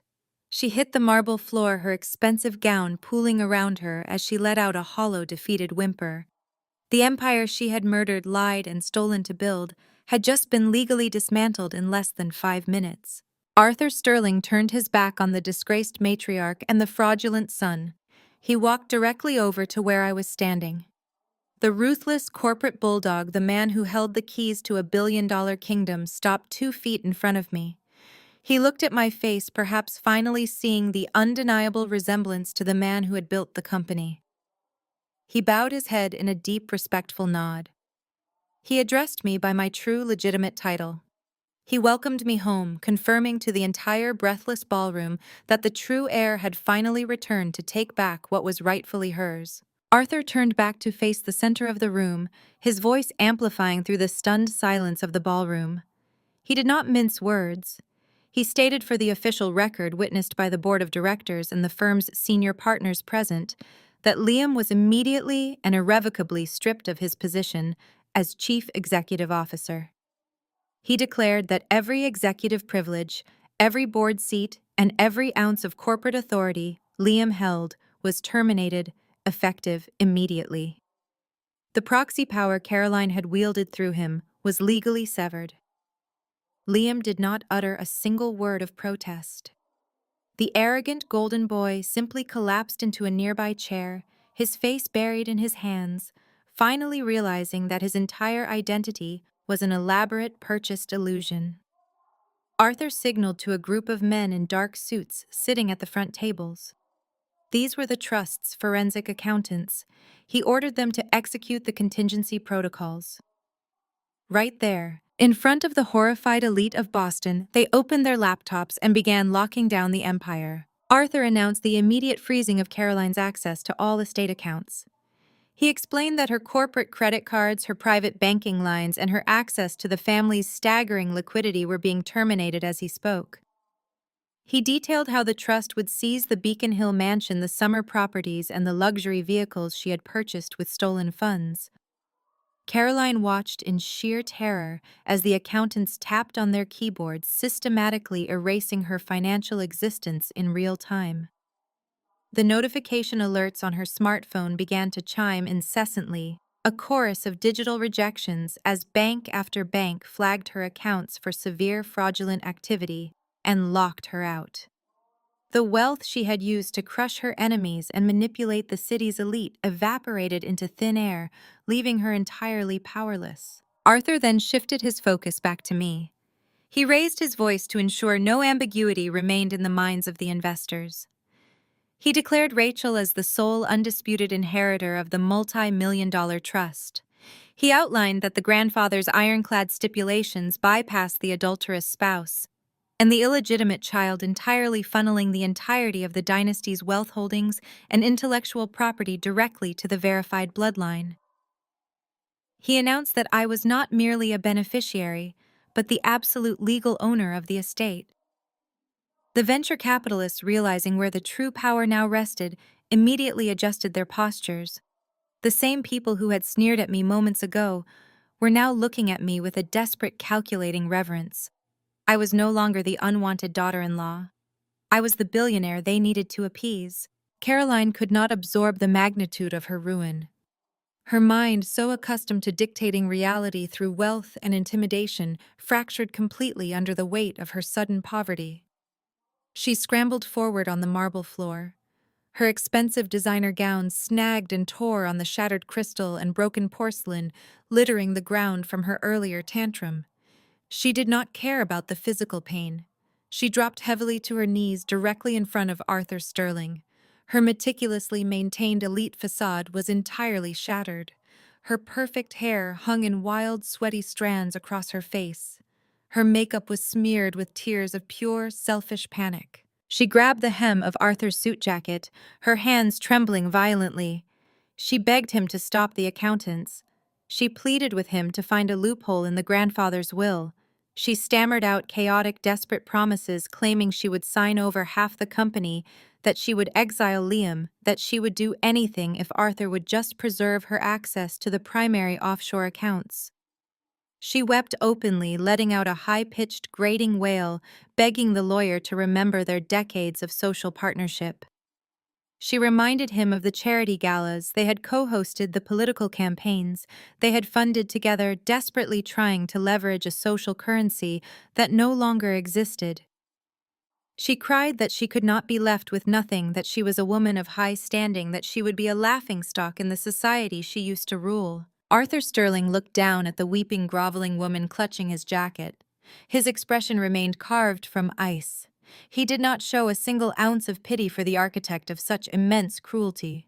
He reached down and firmly, forcefully pried her desperate fingers off his tailored suit.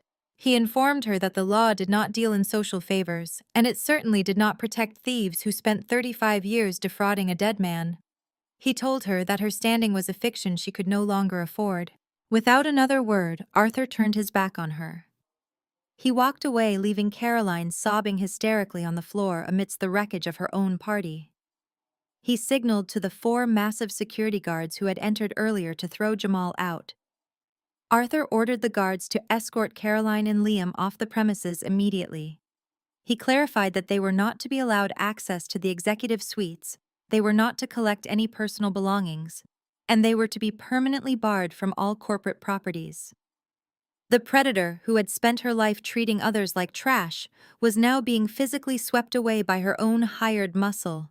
They grabbed her by the arms, hauling her off the floor as she kicked and screamed, dragging her toward the heavy wooden doors.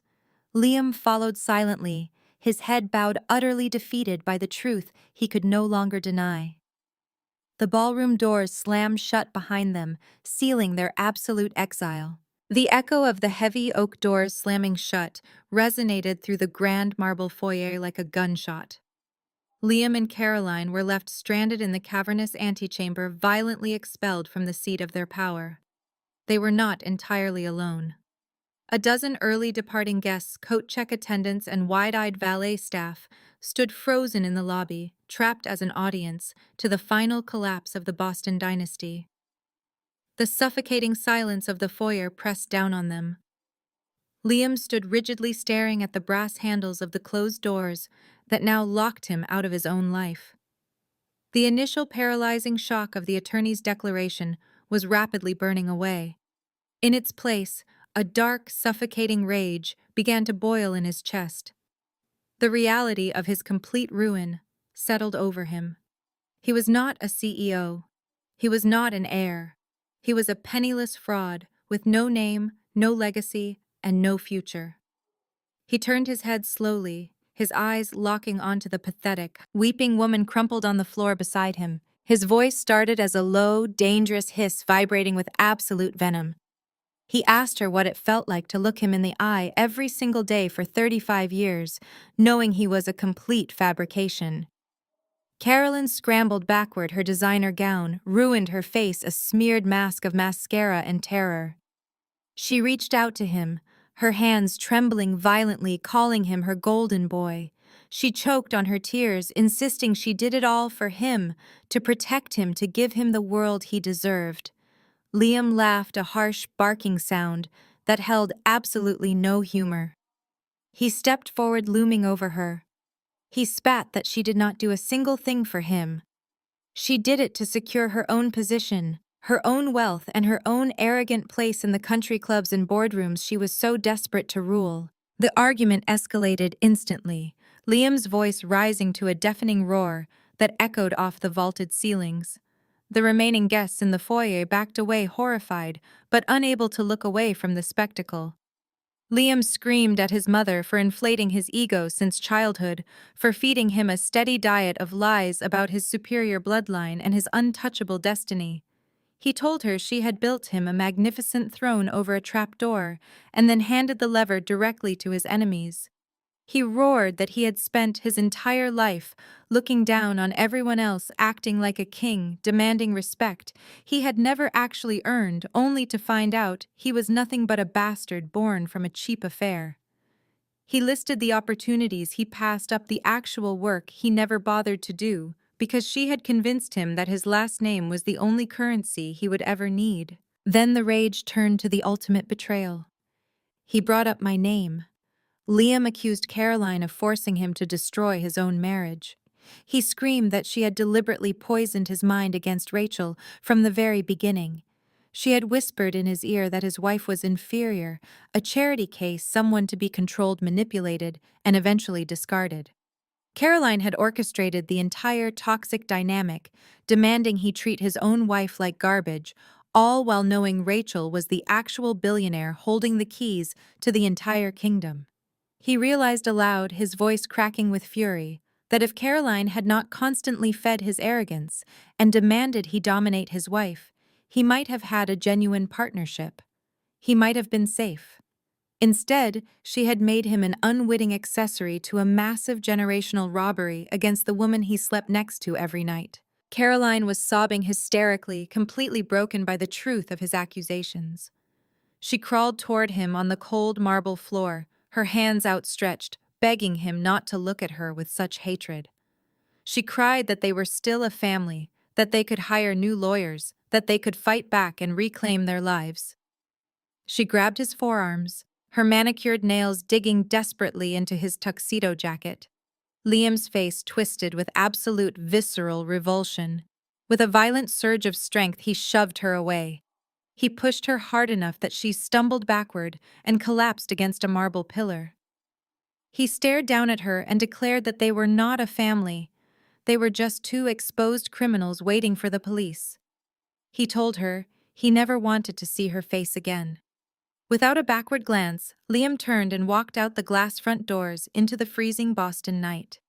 He left his mother alone on the floor, a disgraced queen weeping under the disgusted stares of the very elite she had once ruled. Liam's hand slammed against the heavy brass handle of the front doors. The freezing Boston wind bit viciously through the crack, stinging his flushed face, and the physical shock instantly mirrored his financial one. He froze his fingers, turning white against the cold metal. Walking out that door meant walking into absolute nothingness. The valet would not bring his luxury sports car around. His platinum credit cards would instantly bounce at the nearest hotel. He did not even have the cash for a subway ride.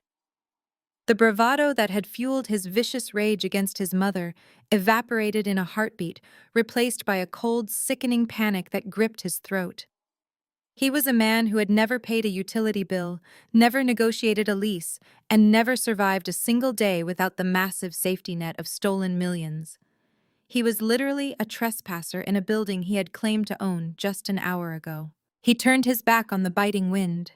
The grand foyer was still suffocatingly silent, the remaining guests and staff watching this spectacular generational implosion with morbid fascination. Caroline was still sobbing uncontrollably against the base of a marble pillar, a ruined, pathetic heap of torn silk and desperation. Liam ignored her completely, stepping around her as if she were a piece of discarded trash. His eyes darted frantically around the grand hall, searching for a lifeline in the wreckage of his life. They landed on Abigail. She stood near the arched entryway to the main ballroom, flanked by Jamal and Arthur Sterling, looking completely untouchable. The woman he had spent years diminishing, the wife he had treated as a disposable accessory, was now the sole undisputed owner of the empire he had just been violently evicted from. Liam swallowed his pride, discarding his entire identity in a fraction of a second. He crossed the marble floor, his polished shoes echoing loudly in the quiet space. His arrogant, broad-shouldered posture dissolved into a pathetic, trembling slouch. He collapsed. Right there in front of the valet staff, the corporate lawyers, and the woman he had systematically betrayed, the former golden boy dropped heavily to his knees. The sharp thud of his knees hitting the hard stone reverberated through the hall. Tears streamed down his face, cutting clean tracks through his panicked sweat. He reached out his hands, hovering inches from the fabric of Abigail's dress, too terrified of the security guards to actually touch her. He begged. His voice cracked high and desperate, completely stripped of its usual commanding resonance. He pleaded with her to look at him, to remember the vows they had taken to save him from the ruin he had brought upon himself. He spun a frantic, desperate narrative, casting himself as the ultimate victim. He blamed Caroline for every awful thing he had ever done. He swore that his mother had brainwashed him since childhood, twisting his mind, forcing him to be cruel to survive in her toxic ecosystem. He insisted that his arrogance, his infidelity, and his constant emotional neglect were all direct symptoms of Caroline's malicious manipulation. He cried that he had never wanted to treat Abigail poorly, claiming his mother had demanded he break Abigail's spirit to protect their fake legacy. He looked up at Abigail with wide, desperate eyes, attempting to weaponize her inherent kindness. He promised that with the truth finally out, with his mother's dark shadow lifted forever, he could be the man she truly deserved. He swore they could start over. He pleaded that they could finally be a real family, building a new, honest life together with the massive fortune that was now rightfully hers. He promised to be a devoted husband, a faithful partner, and a humble servant to her new empire, if she would just forgive him and let him stay inside the warmth of her wealth. Abigail did not flinch. She did not step back, nor did she offer a comforting, forgiving hand. She stood perfectly still, looking down at the groveling man who had spent their entire marriage, making her feel small, crazy, and insignificant. Her expression was utterly devoid of pity. She watched his tears fall onto the polished marble, completely unimpressed by the frantic, sloppy display of a predator suddenly trapped in a snare. The silence stretched heavy and absolute as Liam's desperate pleas faded into pathetic, gasping sobs. He waited for her grace to save him. He waited for the soft, compliant woman he thought he controlled to reach down and pull him back from the abyss. Abigail slowly broke her gaze from his terrified eyes. She looked down at the sleek black leather clutch in her hands. With slow, deliberate precision, she unzipped the golden clasp. She reached inside and pulled out a heavy, silver-plated fountain pen. She did not stop there. Her hand disappeared into the silk-lined interior of the clutch one more time. When she withdrew it, she was holding a thick, sharply creased stack of premium legal paper. It was the exact same packet of documents Caroline had thrown onto her kitchen table just 1 week prior. The brutal, one-sided divorce settlement designed to leave her penniless, homeless, and entirely separated from the family fortune. Caroline had demanded she sign it and vanish into obscurity.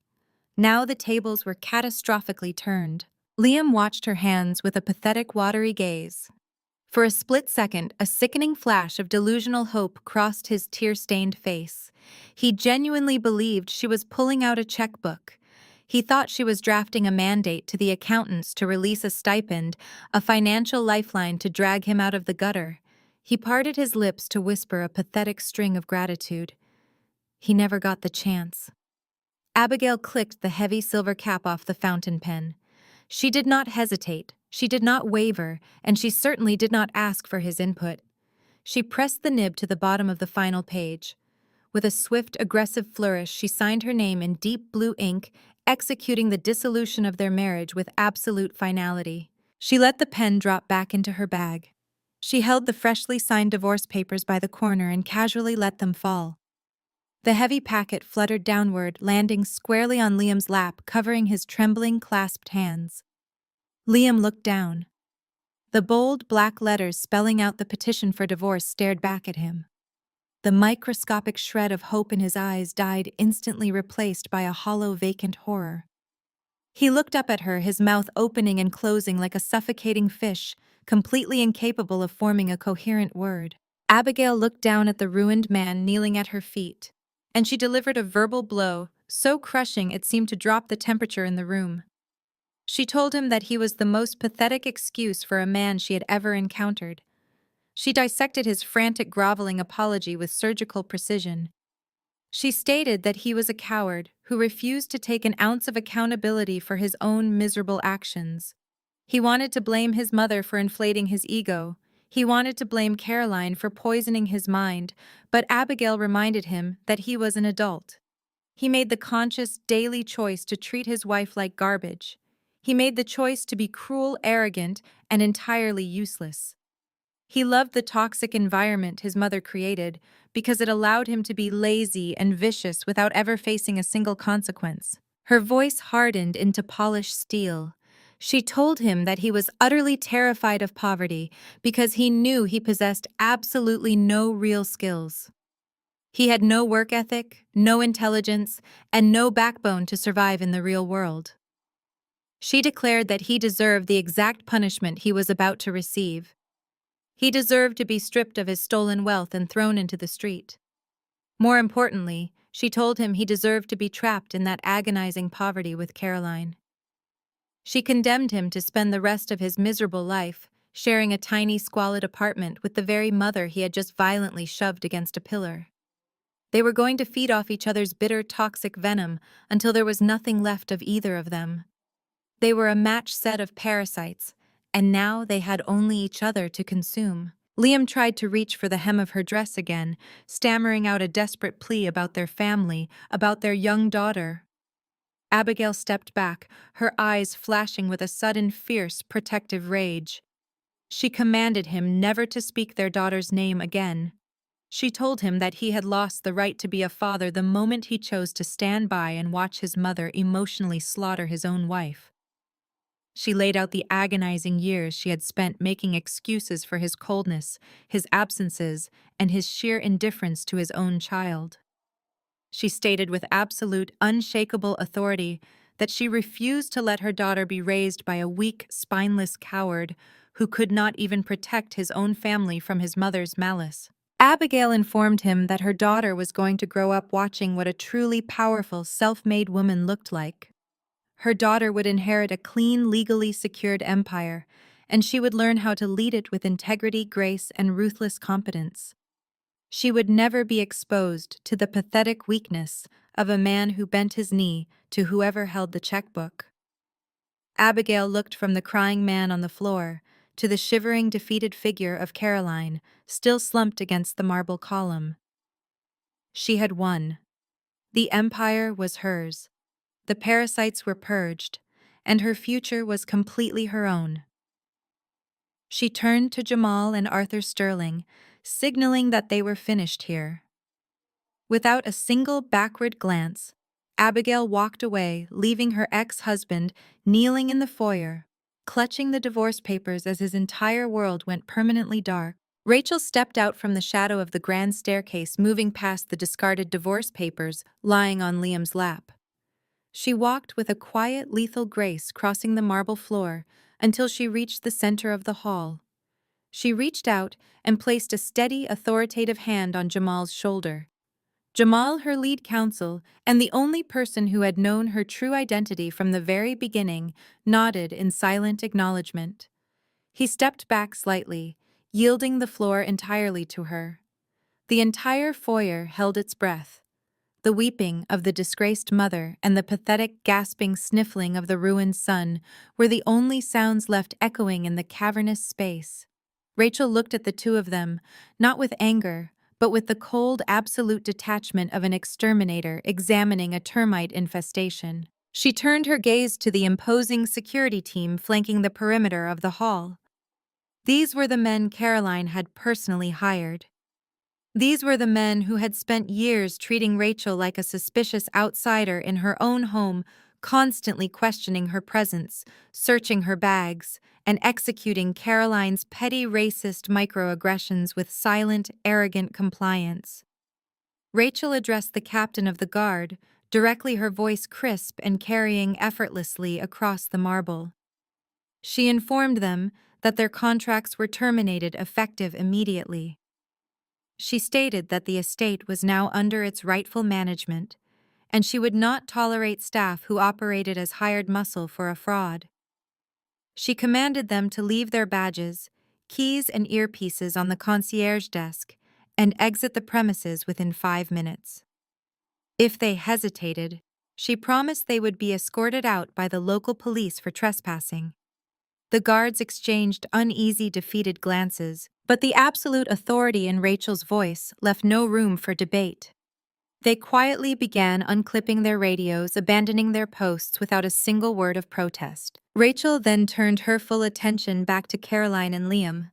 She looked at her soon-to-be ex-husband, who was still trembling on the floor, and the disgraced matriarch cowering by the pillar. She delivered her verdict with zero hesitation. She told them they had until 6 o'clock the following morning to vacate the property completely. They were allowed to pack only their personal clothing, no artwork, no jewelry, no vehicles. Absolutely nothing purchased with the funds stolen from her rightful inheritance was to leave the grounds. She warned them that if they were still inside the gates when the sun came up, she would have them arrested and dragged out in handcuffs in front of the morning news crews. She watched the blood drain entirely from Caroline's face as the reality of her total inescapable dispossession finally set in. Jamal stepped forward, his imposing presence amplifying Rachel's decree. He looked down at Caroline with a sharp, uncompromising glare. He informed the weeping woman that getting kicked out of the mansion was going to be the absolute least of her problems. Jamal announced that his firm was launching a comprehensive retroactive forensic audit of every single account shell company and offshore trust Caroline had touched over the last 3 decades. He detailed exactly how his team would tear through the financial records, tracking every single penny Caroline had embezzled to fund her lavish, fake, aristocratic lifestyle. He promised to scrutinize the country club initiation fees, the designer wardrobes, the luxury cars, and the countless instances of hush money. Jamal assured her that when the audit was complete, they would pursue aggressive criminal charges for grand larceny, wire fraud, and severe embezzlement. He told her she would spend the rest of her life buried under federal indictments and crushing insurmountable debt. Rachel reclaimed the space for the final word. She looked at Caroline and delivered the ultimate calculated payback. For years, Caroline had tortured Rachel. She had mocked Rachel's background, sneered at her heritage, and weaponized her own assumed class superiority to make Rachel feel small, uncultured, and unworthy. Caroline had constantly thrown racist and classist insults dressed up as polite society concern, relentlessly reminding Rachel that she did not belong in their elite, untouchable world. Now Rachel stood as the undisputed master of that exact world. She told Caroline that her entire existence was a cheap, pathetic illusion funded entirely by the very woman she despised. Rachel stated that true class was not about the designer labels you wore or the exclusive clubs you infiltrated using stolen money. True class was the resilience to build an empire and the integrity to wield it justly. She told Caroline that she was nothing but a common thief, hiding behind a stolen, fabricated title. The legal, calculated coldness of Rachel's delivery left absolutely no room for argument or defense. It was the perfect sterile execution of justice. The toxic matriarch was finally silenced, completely stripped of the wealth and status she had wielded as a weapon for decades. Rachel turned her back on the pathetic remnants of the Boston dynasty and walked away. The morning sun crested over the wrought iron gates of the estate, illuminating a reality neither Caroline nor Liam had ever prepared to face. The heavy security doors locked with a resounding metallic clank, sealing them outside on the damp pavement. They stood shivering in the brisk dawn air, clutching hastily packed duffel bags filled with whatever basic clothing they could grab, before Rachel's newly appointed security detail marched them down the sweeping driveway. Their eviction was absolute. Within hours, the swift and brutal dismantling of their stolen lifestyle began. A fleet of flatbed tow trucks arrived at the curb, their flashing amber lights reflecting off the polished hoods of Caroline's imported sedans and Liam's custom sports car. They watched in impotent horror as the vehicles were systematically chained, winched upward, and hauled away to satisfy the immediate liens Jamal had activated.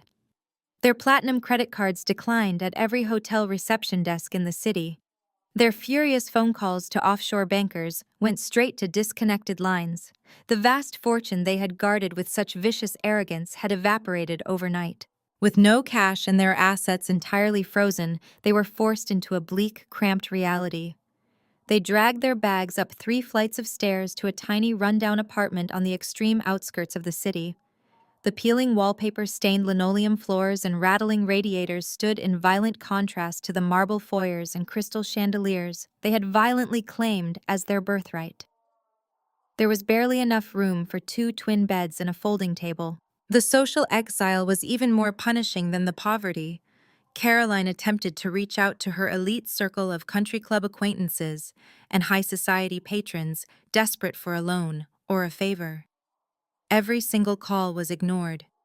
When she showed up uninvited to a charity luncheon, the hostess threatened to call the police.